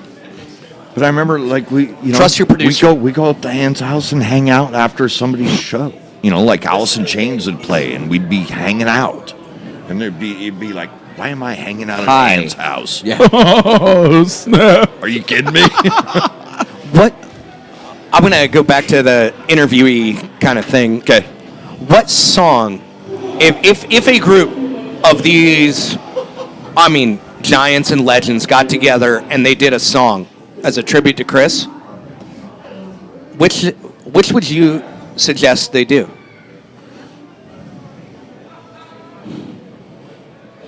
Well, obviously, if I'm suggesting, it's already a song that exists, and they're Yeah. not actually creating it themselves. It'd be a super group covering something that he. Say hello to heaven. Yes. And it might not be close. No, yeah, Yeah. you might find some adjustments Yeah. with it. Yeah. We it's funny because I said Alexa play Chris Cornell, which basically just played all of his solo Maybe, stuff. Actually, maybe Seasons, in that sense, which is in the, we talked about singles and stuff, and singles. By the way, the soundtrack has been reissued with all this great bonus stuff on there. Yeah. And but yeah, Seasons maybe would. Have you heard Wandering Moon? Yeah. Don't read those lyrics in light of this past week. Wandering Moon. It was if you believe what the Detroit PD has put out, and I know his family is disputing what happened. Wandering Moon was essentially written when he, I think it's Wandering Moon. Type it in under like Chris Cornell, maybe. Seemed to have been written at another dark period for him. And a lot of our. He's admitted that he went through plenty of those dark Yeah. periods, and actually one of my last times that I had direct contact with him, he was probably in one of those periods. Worried Moon. Sorry, Worried Moon. Worried Moon? Worried Moon is yeah. I don't know. That's just kind of, as somebody, an outsider, and who observed this scene from the outside, hope that they adopt that temple kind of thing, and Right. and even if it's, nobody makes EPs anymore, but Right. if it's an EP and and we get his- Jeff and Stone and Mike and there was a those band guys together. out of Los Angeles that has ties to the scene in a gentleman named Jack Irons, who we talked about Chili Peppers. Jack was the Chili Peppers' original drummer, was in this band in Los Angeles called 11 with an absolute beautiful genius of a man named Alan Johannes fronting, and his partner Natasha Schneider would play the keyboards, and she was this very kind of cool, dominating figure in this subtle way, beautiful woman, and Jack was the drummer, and I had gotten turned on to this band. Well, Jack joined Pearl Jam after a few of the early drummers had A gone number by. of Daves. Today's would have been Natasha's birthday, and so it's interesting to have all these tie-ins, and we talk about the weaving, and maybe not even necessarily just with the local bands here, but with how that plays out. Yeah. Between musicians and stuff. Well, I mean, and music is music, no matter where you weave are. And Yeah. do your things, and friendships, and we all have friends in a lot of different places doing a lot of different things, and I'm going to touch cool on that things. just because, one, world-class hugs. Right? And I know we've kind of circled around. You know how World Class Hugs started, right? tell me this. Yeah.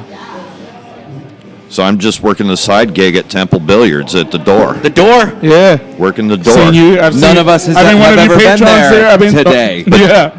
But seeing all you guys at the start of Sounders MLS back in the day, and you guys kind of all adopted places that you gravitated towards, and Temple was one of those places, and I kind of got swept in by not just sport but people, and I would meet people, and Dave and I had. Just go with it. You're the exception, Foley. Damn. Boom.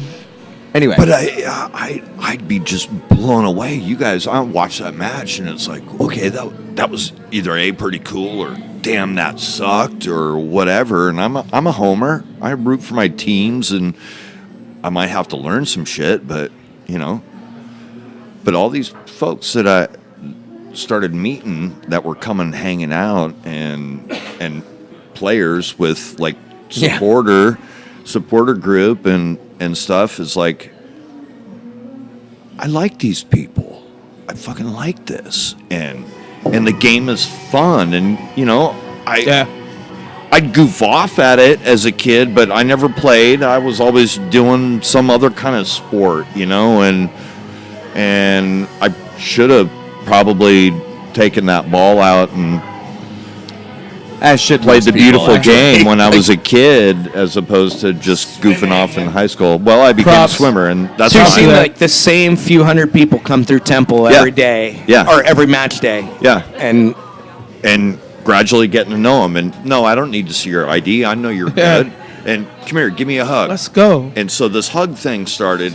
Probably somebody else is more responsible for the actual world-class hugs that gave me a great hug, but it inspired me to give all you guys hugs that are going out and putting out this effort to support your team. And it is consistent. Literally Yeah, dude. every time I see you, Yeah, dude. it Right. could be the most, not awkward, but a situation where the average totally, dude. person doesn't go out of their way to greet you, and you're like, no, really, come here. And other people are like, holy shit, that guy is super nice. And you're like, he's going to hug you next, so Yeah. just get ready. Damon knows Yeah. my seatmates Like- better than anybody here does. But he started coming by part of my my routine. section when he comes through the concourse. You used Because to go I'd- through the interior, I'd be but now you go I'd be through working at Temple, Yeah. and so I'd get a little bit late start getting to the match, and I made it a point to always come by Dave's seat on the way to the supporters section And my buddy Aaron, and have a hug. if Damon doesn't stop by, he says, "Where's Damon? I need a hug." When Damon does stop by, like he sees you coming up, and he's like, "I'm getting my hug today." Yeah, man. and it's so great. It's such a great little routine. It's whether we do it at Temple. My friend, he likes to come. He might stay post game once in a while, but he comes in like 6 minutes before kick, kind of Right. thing. But he knows Damon's coming right after the anthem is when you're walking in. Yeah, now I'm actually in the stadium for the start of the match, and I kind of have a drill that I go through. I like to take a pano of Yep. the stadium and do that thing. Find your And, people. You know, well, I make my way. Yeah. I'm right there at the midfield stripe. North gate? I take my pano, and I make my way down, and I stop by. I see him, and then I come around that corner, and Then you head and into I'm at And the then section. roll. Yeah. Yeah, man. Yeah, But, with the dude, tuple. That hug, dude. Like, I Well, see now there's you, the tuple. and I'm like, oh shit, hug time. You know, like mentally, you just clear everything because you know it's. You know, it's not- I think it's a good thing. it's a great fucking thing, dude. Are you kidding me? Especially. It's a great way to engage your friends Yeah. and let them know that you love them. Yeah. And you don't even have to say that. You just know that. Exactly, And- dude. That's why the hugs are so. and it's real. So you know? real. And you mentioned that you've gotten to know all of us to a certain extent. We're part of an extended family, dude. You met my parents during Christmas, Mm-hmm. Right. You've been to my Right. parents' house where I grew up. People are here hanging out on their birthdays with Right. us. You know, That's right. It's your birthday. By the way, Couple of birthdays. You know what I'm saying? She retreated. Cheers, Damon. Yeah. Because May is the month for best birthdays. Drink up. We're not doing group shots? Later. What the fuck? This show's gone downhill. Since last week when we had like 96 shots. Yeah, Foley, you're still at the controls. yeah. Make something happen. Next thing you know, the wheels So- are off. So let's. It's our 2-hour we, show. I think we could be dead serious all the time. Let's do this again. Even if you just dip in for 30 minutes one night Yeah. and we just talk about Someday when you stuff. come back, we have to ask the questions. No, we're gonna ask the questions. Oh, we have time for that? Yeah, we're doing it. I think let's have some fun for 10 minutes. Okay. And then Past 2 hours. Mark wants to know what we're doing for the past 2 Actually, hours. the tone Foley, of that it- might be one of the best things you ever said. ever maybe. Fuck you, Mark. Anyway, I'm not saying we weren't having. I know what was the fun. worst thing. We're gonna lighten up the tone a little bit. We had some serious moments. Sure. For one time ever Sure. on SonarFeed. But let's do some SonarFeed questions. Let's go. Real quick, just as a reminder, before we get into lighthearted, if you ever feel you need to talk to somebody, call them. Call If it. somebody Do it. calls you, you listen. So, on that note,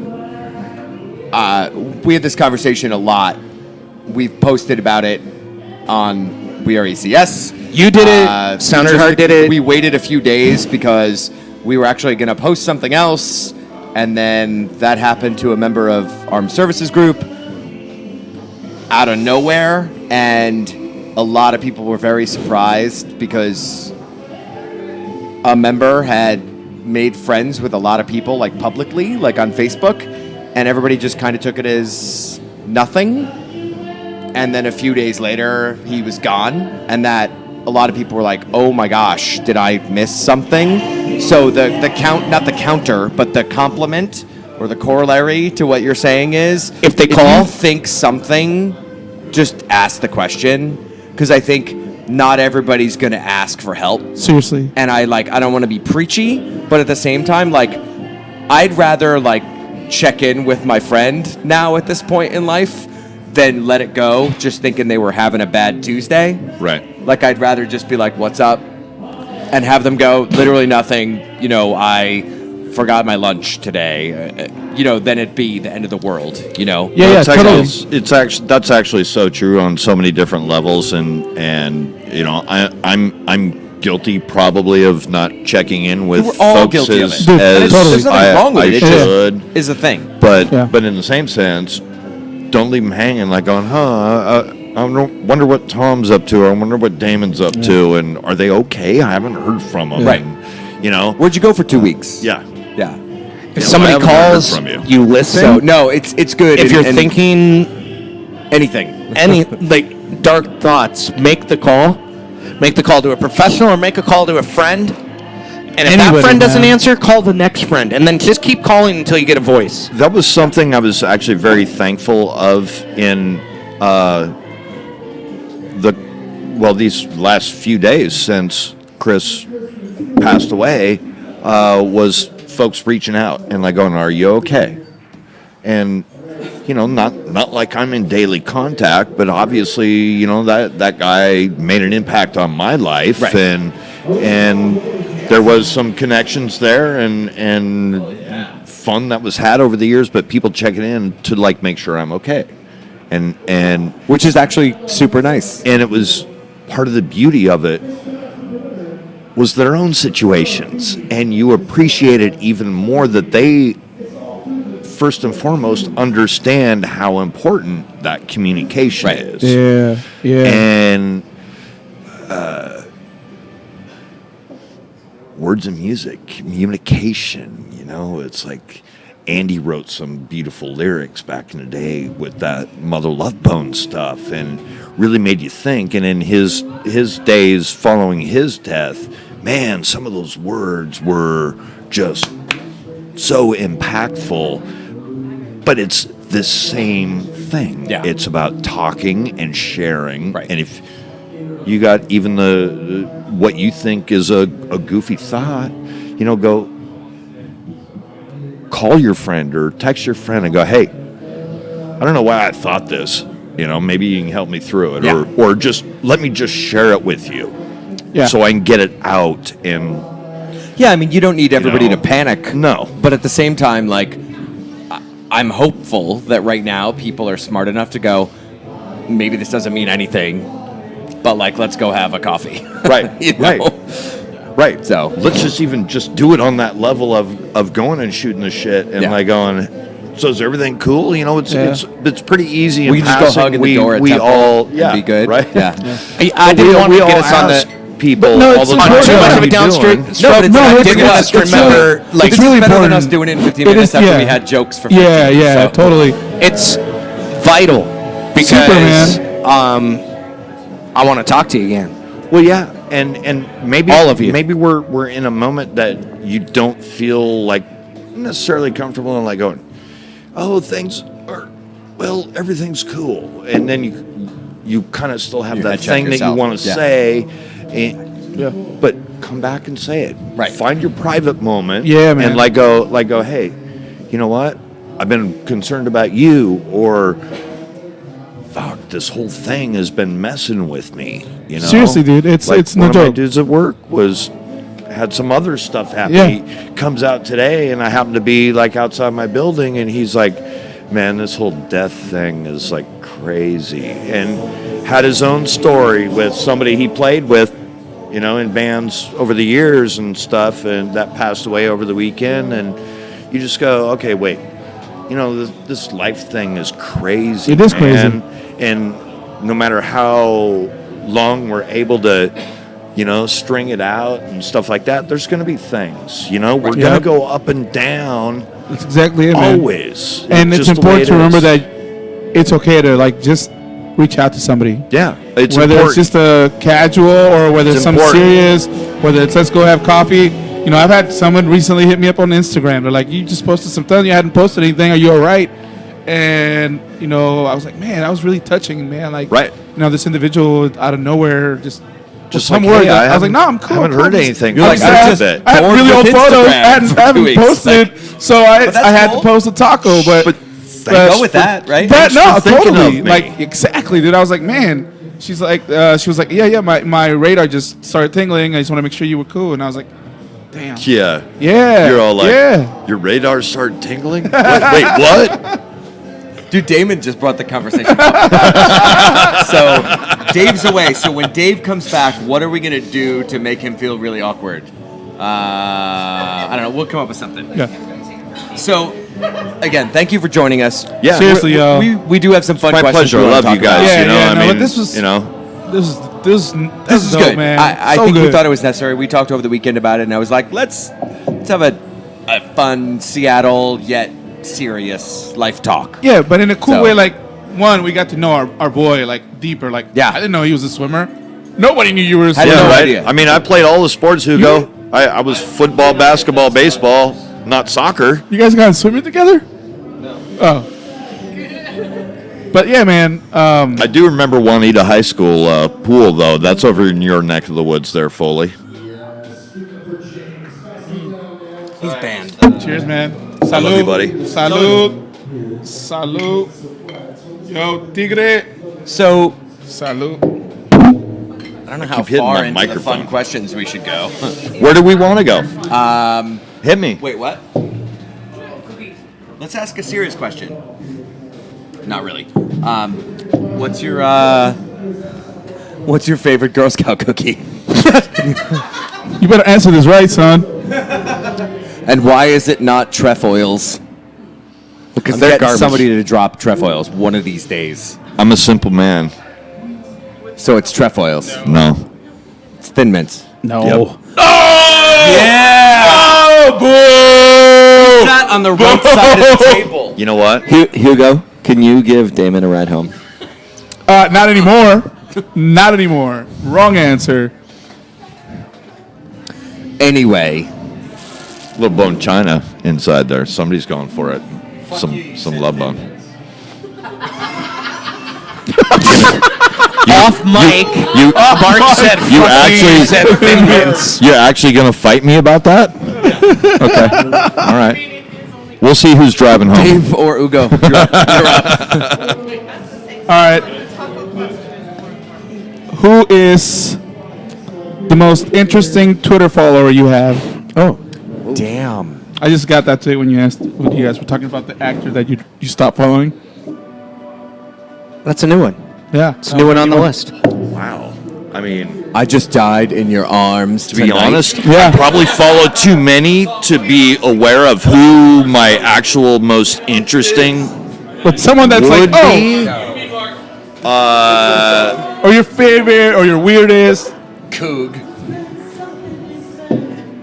I actually love Mike McCready right now. Well, I we mean, go. There you go. we're on the music tip. Mike is doing so many cool things, and will always throw cool tweets out. It could be for a purpose or something. He's got a book of Polaroids coming out, And you're like, I have a question. which is Mike amazing. McCready. And I'm in it, by the way. Shocking. Not really a surprise. after Literally the past, none no. of us are surprised. I'm kind of stoked by that, to be I've honest. got- I get this request for a release, and I'm like going, "Wait, what? What the hell's going on here?" I thought I was done with this. It was who? You were like, I thought I was done with this whole request for release stuff. No, I was like, why am I getting a request for release? Like, wait, what? McCready wants to include me in his Polaroid book? Fuck yeah! Check. I've got Like I'm gonna, seriously. You I'm have a going to do with follow-up? no. I'm going to go with Lisa's two questions, back to back. Are they about books? The first Maybe. one. What's your favorite book? Soon to be one that he just signed a release for. That doesn't feature no. You. Actually, I'm gonna go really old school because I remember it made an Hit us. impact when I read it, and it was Moby Dick. Moby Dick. That's a first-time appearance for Moby Dick on the SonarFeed. And then the other one is when the movie about Damon Stewart's life is made. Oh, yes. Who plays Damon Stewart? Mike McCready.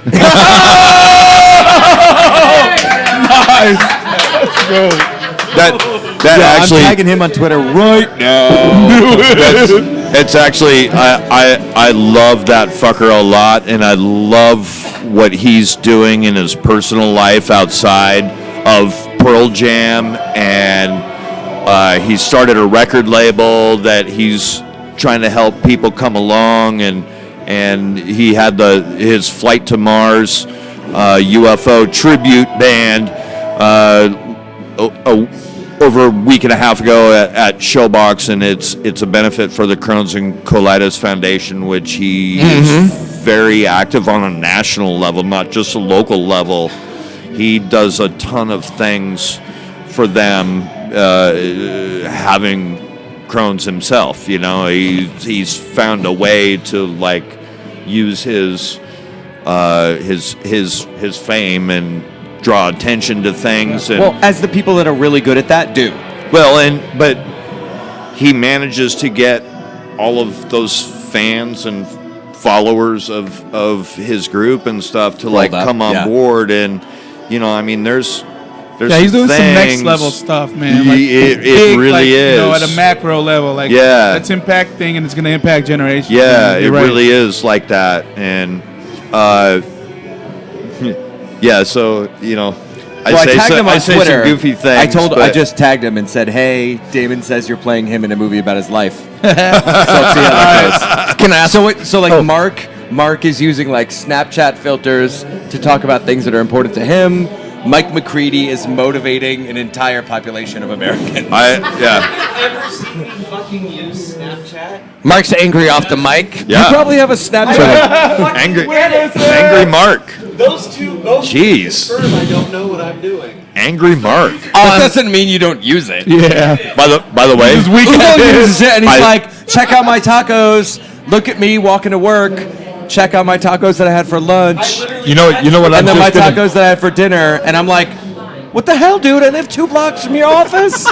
Bring me tacos." I'm literally about to tell him, you know, I love that hat, but Hugo wears it so much better. Yeah, but it was hot out. Mark is wearing. Mark's off the mic and forgets this all the time. So He's wearing the "Make Tacos Great Again" Yeah. hat, and he's complaining. it's your turn. I get so many double takes about it. I love that I shit. love it because then I get to explain it. I was actually imagining that we're driving down the freeway and somebody's going to mistake you for the other hat, and like we're going That's to why be you in wear trouble. it to airports, and then people walk up and they're like, "Yeah." I had someone walk up to me in a bar.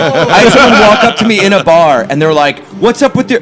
Is that an Ugo hat?" And I was like, "Yeah." Why didn't I and get then a I hat? realized I was in Seattle, I might have. When's your birthday? which is fantastic. It was a week and a half ago.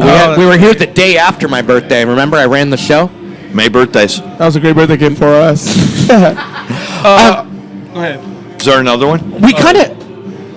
We should have gotten this prior to rapid fire, but we'll probably add something Sonics related to rapid fire. Okay. What's your earliest Sonics non-game day memory? Non-game day, there happened to be an open practice. For the in what was- Sonics? Yes. It was right Wait, in around... real life? Yes, in real life. There was an open practice to help promote the team back in their early years. It was open. I mean, Sounders have had open practices, so Yeah, why but, would like- you be surprised by that? Like 80s Yeah. Sonics. No, like 60s. Like Gary Payton? Sonics. Oh, never mind. They haven't 70s. 70s Sonics. No, 60s No, Sonics. There wasn't a 70. 70s Sonics. Yes, there was. Really? Trust me. Okay. 68, I believe. I'll just go with it. But this was I actually believe you. 70s. I'm just not This that was old. actually 70s. Spencer Haywood. That guy was good. The original high school star. Hold on. Is he the one that grabbed the top of the backboard? No, that was Leapin' Lee Winfield. Could pick dimes off the top of the Look back who door. knows all the things. Spencer Haywood was the first Yeah, high Sonics, schooler to be signed to the 1967. NBA. Spencer Haywood essentially broke the NBA wide open. He's the first of his kind. It took With him all these kids put all these coming rules through. in, and it took 25 more years to get And another. he- Yeah, NBA. KUOW had a piece on He him last started year. as an Or- ABA player, and then moved to NBA. merger. But he couldn't play NBA because of the rules. He fucked them up. So you went to a practice to see this guy? There was a There was an open practice, Hugo, to promote the team. Tell me and Lenny to build Wilkens that is not yet on exposed- that team. Yeah, it's like, I mean, it's that era. He has a lot of hair then. Dude, this is like when Hugo, this is when your dad was young. He had You're fur right. coats You're absolutely and right. clutches. Yeah. Okay. it's like when Bill Russell Lenny was the player Wilkens was coach. serious. Back when this Damon is and I were. this is pre-Bill Russell Seattle Sonics.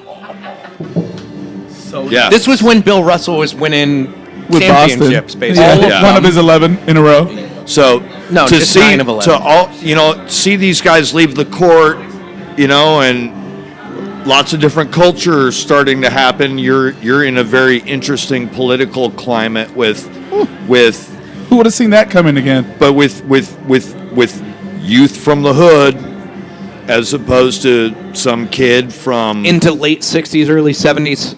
You were suburban Seattle at the time. You mentioned yes, that, Marysville. and you're not familiar with all these things.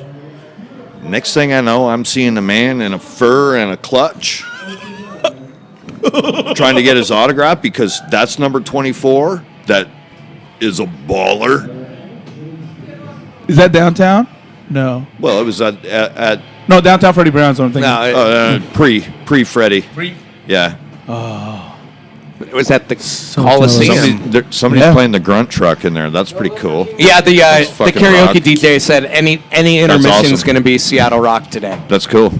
That was the Ben McMillan, another one of those that fallen. You already know the taco question, so I'm going to throw that at you. What's your favorite Hit me. kind of taco?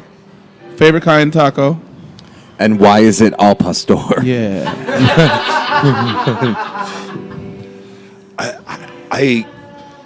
It's more recently than anything. I fall in love with the pork. You know. Carnitas? Yeah, the carnitas. All right. And then I'm going to just back on it because I want to see you've hung out with a lot of different just friends that happen to be rock stars and influential musicians from Seattle. What was the weirdest thing you ever shared a meal with? I'm sure you shared meals from Dick's Burgers to that fake Dick's Burger joint that you call. What's it called again? That was Dags. Dags. But that was easy. It was right Low next door to the budget Dick's. studio, man. And Grab you just, a bag okay, of Dags. At least I can just get a cheeseburger for a when you buck, can't afford you Dick's, go to Dags. Bag of Dags in my mouth. It Doesn't have the same ring. it was not good. Was there anything like that stuck out? Like, man, this one time we had. No, on the good tip was this 20-some course meal in Amsterdam when I happened to be on that trip. Just and accidentally getting a few with days Pearl with Jam. Pearl Jam. But I'm hanging with the Sony guy. Was as it well. actually 20-something courses, or did it just seem like 20-something? At what point It did was, you forget how many because- courses you had? Because one of your courses could have been simple, like peanuts or something. It was like, here's an egg. but it was it was 2 cashews. it was all about And half a taking celery that step, stick. Yeah, that yeah. next step, Yep. right, and a transition. And a wine pairing. There could have been something like that. 20 The nut course courses meal are in intermission Amsterdam today. with Pearl Jam. The 20-course meal in And Amsterdam. the restaurant was ours. There was nobody in the restaurant. This dude had it locked down. He was the local guy, and one of the days that we're in Amsterdam, we venture off like about a half an hour outside of the city somewhere, and so I'm driving through all this beautiful land, and it's February, and you're like, dude, the sea is like high It's above right you. there. You're like going, we're gonna get flooded at any time. You know, it could happen, right? Because it's that high, and you're not used to driving on ground right at that level. You know. But anyway, this dude drive me around. He treated the man to this amazing meal one night, and then we go run around and had fun. But that was pretty cool. That's so awesome. So, That's pretty cool. two things. One, observation, our viewers went up after we started asking these questions. People are like, you fuckers usually go to sleep at like 9. What are you doing? Or at least you stop drinking. Somebody's half of keeping us them are up past their bedtime. So, last purchase under $100. that's really important to you or like is valuable. It could be sneakers, it could be that hat, it could be like a new cell phone case. Which I need. It could be $8. It doesn't matter. So it's Anything not the under cell phone case. Under $100 that's important or valuable or useful to you. Jesus. Most recent. Paying bills, I guess. Oh, I know what it is. He's like, I paid the SCL bill. That's when you know you're of a certain age. You're like, Quad Mocha's daily, $100 man. purchase. I It's paid like- my bills on time. If I don't have my $6, I'm screwed. You Now, know? is there like a cool memento or a toy? Like for me, it was a ice tray that makes these fat, chunky cubes, ice trays that I can put one big cube Right. into my bourbon, so it looks like a fancy cocktail. That way, Sure. when I have company over, Right. it looks like I make a fancy. When you cocktail. have company, Dude, it's amazing, but like Ugo big drinks ice- bourbon. Yeah. Wow. Yeah. What? Anyway, Oh, dude, I went to Cannon Beach Distillery. That's the hookup. I'm gonna tell you guys about it next show for sure. Wow. We got so distracted. The $100 or less item that wasn't a bill. Yes. Mainly because who pays a bill that's under $100 No, these days? actually, but on that tip, it was Bada's Campeones. Let's go. And now here's the thing: is my locals shout out to Aussies in the LQA Lower Queen Anne, Umberto, who's the cook there. Oh, I He saw like- the photo. Yeah, he comes out with a random season ticket holder scarf. He's like, "Hey, Kampa," and I was like, "What? Wait, what are you doing? Here, this for you. I found this, you know." And I was like, "What the fuck, dude?" and I sat there for a second. He wandered back off to the kitchen. I was like, going, "He really just came and did that? Well, he didn't need to do that." And he comes back out. I see him just emerge from the kitchen. I go, "Come here." And I reach in my bag and I grab my Bara scarf and I go, "You need this, champion." Because I was just blown away. And That's dope. I did one That's last year dope. with a kid with Nos Arietas. You never yacht alone. It scarf. might be time to roll another one of those out. 'Cause it's been a few years for us. Yeah. LFG. There was, And you're out. there was a kid LFG. last summer, and when we were in some of our deepest, darkest, and we had a bright moment for a night. Yeah. And this kid was just having a blast, was in our section, and I saw him afterwards on the sidewalk, actually right out by Temple, and I said, "You need this, kid. Go for it. That's yours. You earned it." we don't need to like pat your back anymore, but I'm going to No. do it again.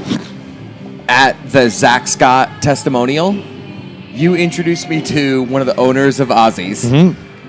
And like, Kathy. Yeah. we didn't ask, we didn't make a big deal about it. This is literally you go to this place and bring people or not. And they were like, "Oh, we just want to like welcome all ECS people to the bar. Yeah, they're we're going to give you full- this discount all the time, just cause." Yeah. And like that's yet another thing that's like cool about Seattle soccer scene is that the bars are like, if it's 5 or 50, like Yeah. we're supporting it. It's not And that's- official a affiliated, lot of that but is they that do Damon it. goes there 900 days a week. That's a big week. So they were like, Dame, yeah, we're just gonna give you a discount at this point, and yeah. You know But what's no, funny? I but don't that's a even cool thing. use my She was- discount. No. But she was super complimentary of you and was like, "Yeah, Damon speaks super highly of the group and XYZ, and we think this is a beautiful thing." And it was super cool to see that like the Rain play in the neighborhood. Obviously, the Sounders don't.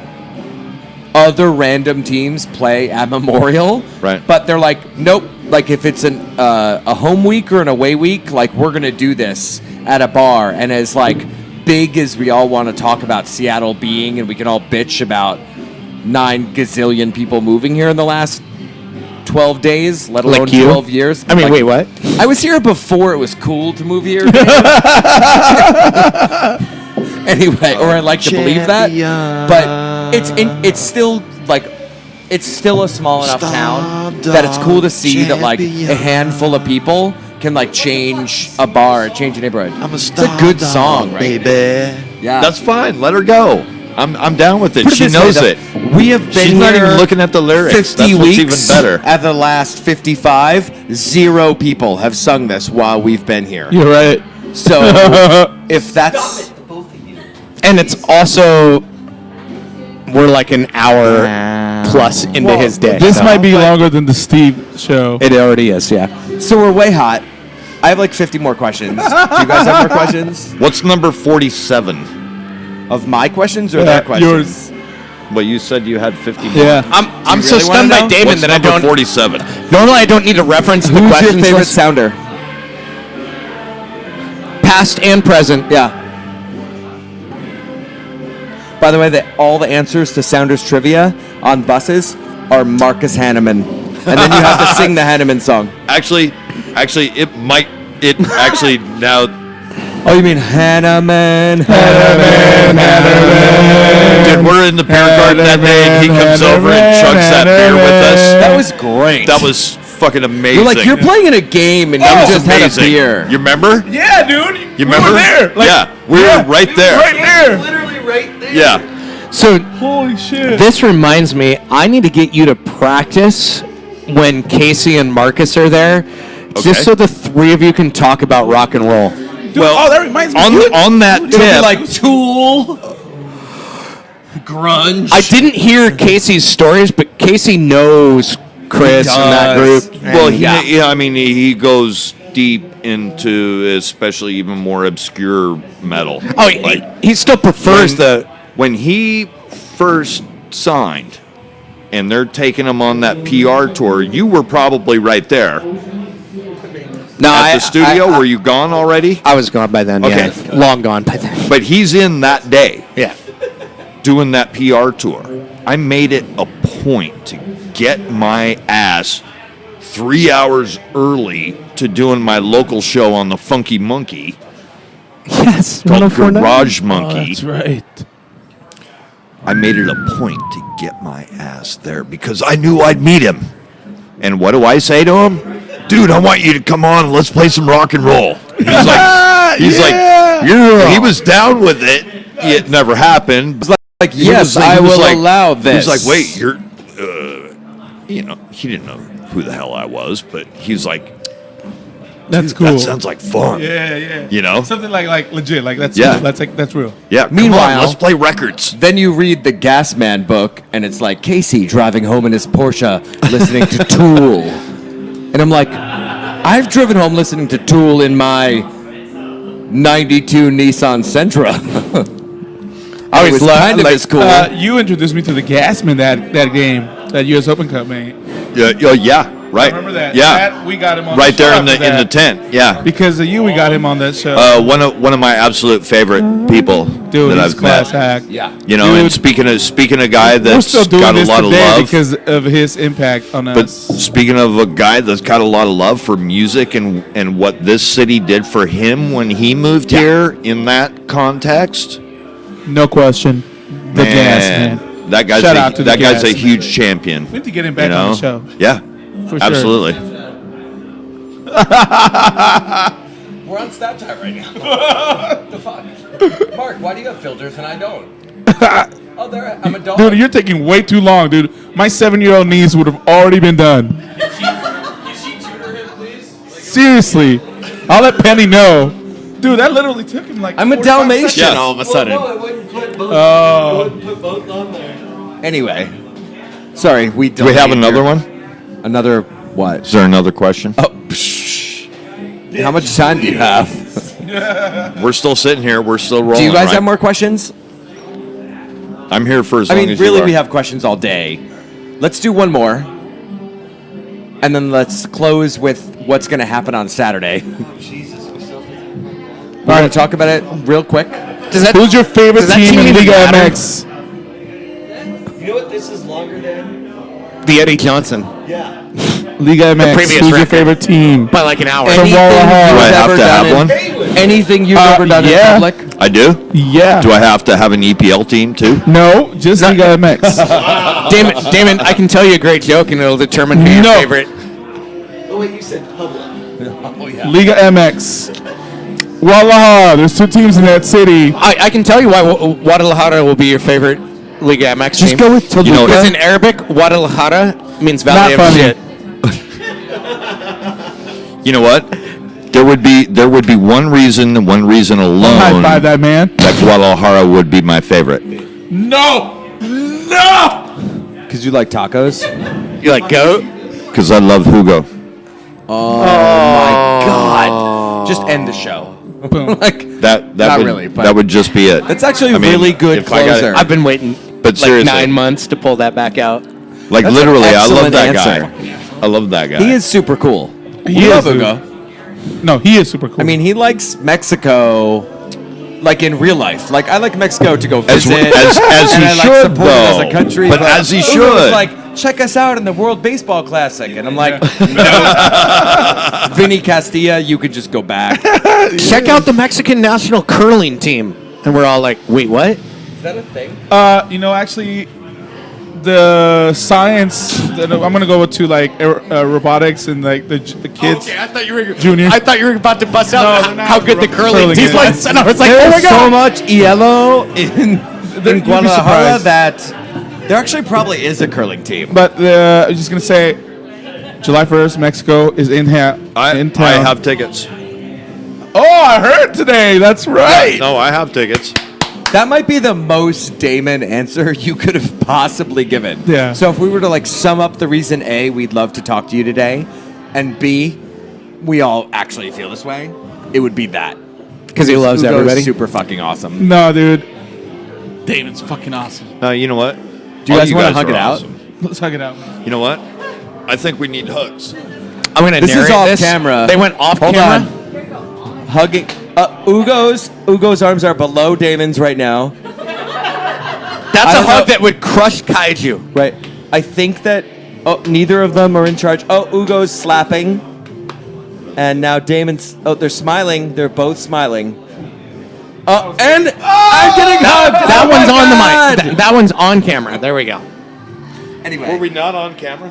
No, but it's fine. It's all good, man. By the way, if Mark were here, shout we'd out. end the show soon. to the 48s today. That's the Anchor and Rose 48s. 48s. It is rivalry week. Let's The first of four. LFG. The first of 4 rivalry weeks. So at some point, Hey, Mark you know will come what? back. We're gonna Let's talk go. until then because now it's funny. Yeah, but now it's funny, and we can Okay. talk, and we're on the internet. Don't ruin jokes. We're not paying for it, so it's super cool. So you have a good Soundgarden shirt. Right. That's the bad What's motor that finger. say right there? Bad motor finger. That's Who did the intro to that? Searching with my good eye closed. Yeah. That was I. Steve That's what Johnson. you Still, said. it still blows my mind, man. And I'll here hear you that. are. I'm gonna and like listen to that go, on the way home, man. Are you I'm gonna put kidding me? Spotify. That's my motherfucking boy. So my 30-second thing is I should have asked for a royalty. April 2010.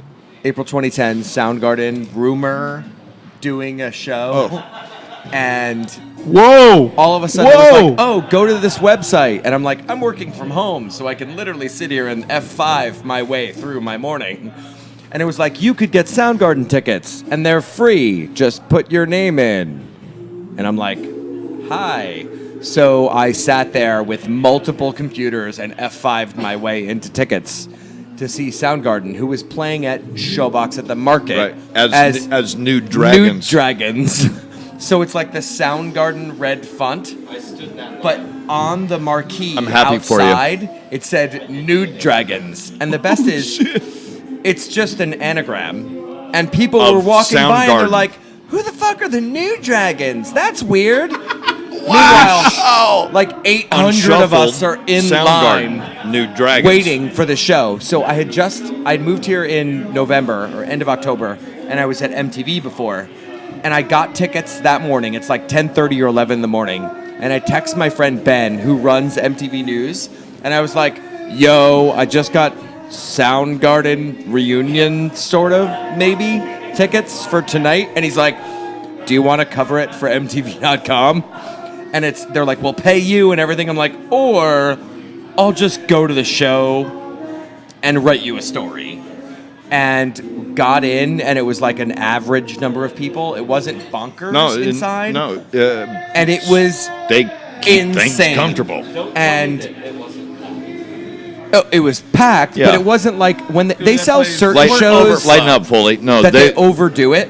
I'm just saying I wouldn't. they knew how to handle that kind of thing, that they're not going to overdo it. There's no reason for them to jam people in there.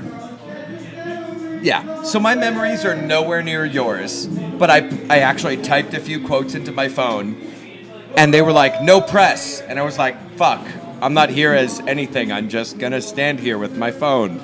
And Chris Cornell, they came out and started, and he comes out and he just goes, "That's Kim, that's Ben, that's Matt,"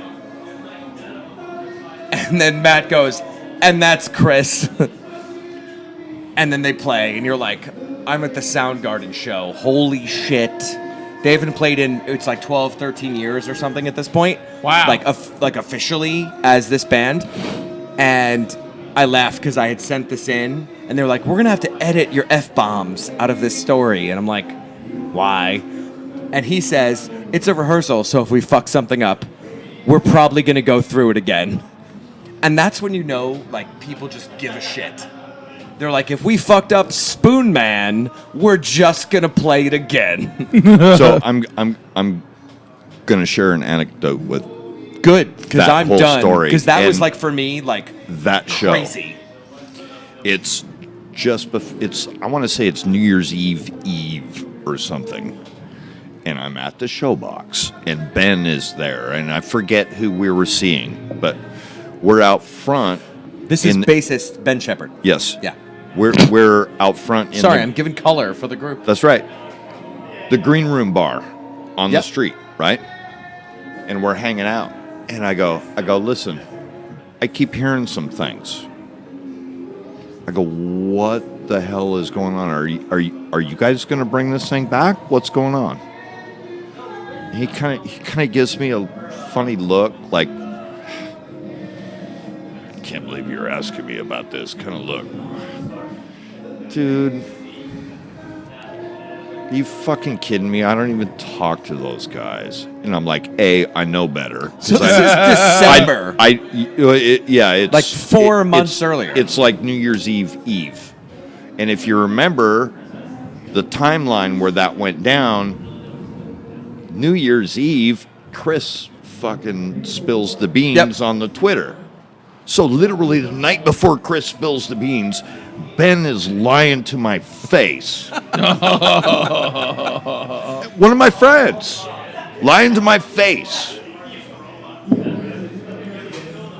It was awesome. You're like, look how angry I am. That lying asshole. I wasn't I know, angry I'm though. just busting you. I was 'Cause it like, was I was like, come on, man. I keep hearing all this shit, and he's like, yeah, no, man. Are you But fucking kidding me? that to me was, That's and I had crazy been talk. here roughly 6 months, 7 months at that time, and I had gone to a lot of shows, and I had gone to Old Chop Suey a couple times at that point. Pick the crowd and up. A great sign of Pearl Jam stuff, by the way. Oh, my they gosh. did private stuff Yeah. for video. and had just seen like Features crazy there. stuff, and then I'm like, oh, I'm gonna go see Soundgarden at the Showbox. Right, Okay. right. And like, that's the thing that to me is a good reason to have this kind of conversation is we still have all this stuff. It's just different. Yeah. But like our access to music and like the bands that live and play here are still here. It's just a different thing. Our avenues might be different Yeah. a little bit. We Yep. stumble into a club, somebody turns it. Still, it's that same thing. It's not really different. Somebody somewhere still turns us on to something. Yeah. And that's probably for me the thing that I enjoyed most out of anything I did was like just turning somebody on to something. Something, yeah. It didn't matter if it's somebody I knew and go, have you heard this? Or if it's some kid 60, 100 miles away that could still get the radio signal and I go, here's something for you to listen to. Mark wanted me to let you know that you always turn him on to something new. There was more of a pause between that. But... We don't have time. It's already like 10:30. No shit! Anyway, thank you for doing this. Yeah, man. We can talk seriously. all night. Absolutely. Yeah, So, thank I didn't everybody cut that's us hanging off, out too. but No worries. The crew Seriously, at the bar y'all. has stayed here extra long, so thank y'all for being here. You guys This was are super awesome. fun. Like, and totally thank you to chilling the over Berliner here. crew who deals with our shit every week. Every week. Karaoke's like, can we just do karaoke, please? Yeah, man, and thank you, man. Wait, They don't care at all. They're halfway I, done with I it. also wanna have turn it something. up. No. You've got something? Which thing? This kind of thing right here. Woo woo! Birthday Eileen. cupcakes! Melissa's birthday. Are those the my, good kind of cupcakes my- or just regular cupcakes? Jesus, fully. They are all good kind of cupcakes. That was our producer, y'all. Some That was are a our little producer, special. y'all. Guys, that was the moment where we decided who was driving home tonight. Right Right. there. Anyway, thank you for coming. I love you guys. Damon, I love thank you you fuckers. guys for humoring us with a lot of music and stuff we don't always talk about. We spent about 2 hours on music and scary life thing- and 42 minutes on soccer, It could be easily continuing. For That's sure. the scary thing. which is fun. But that's the beautiful thing. 30 minutes in, I was like, you're going to want to watch this. which is great. You and I, we've talked about that. I think my dad may have been watching, for that matter. So It's chivalry week or ribald week. hey, you know what? They can all down there fuck off. Dude, this So is anyway. so awesome, man. Thank you. So, salute. I love you, brother. Love you too, man. Thanks, everybody. Thanks, Mark. Cheers. Cheers, Thanks, yo. Berliner crew. Thanks. Have a Stay good ahead night. of the curve. Hey, you know what? Drink anymore. Let's go fucking get 3 points on Saturday. huh? LFG. We'll take it. Fuck Portland. I like swearing on the air. It's fun. Do you even yacht, bro?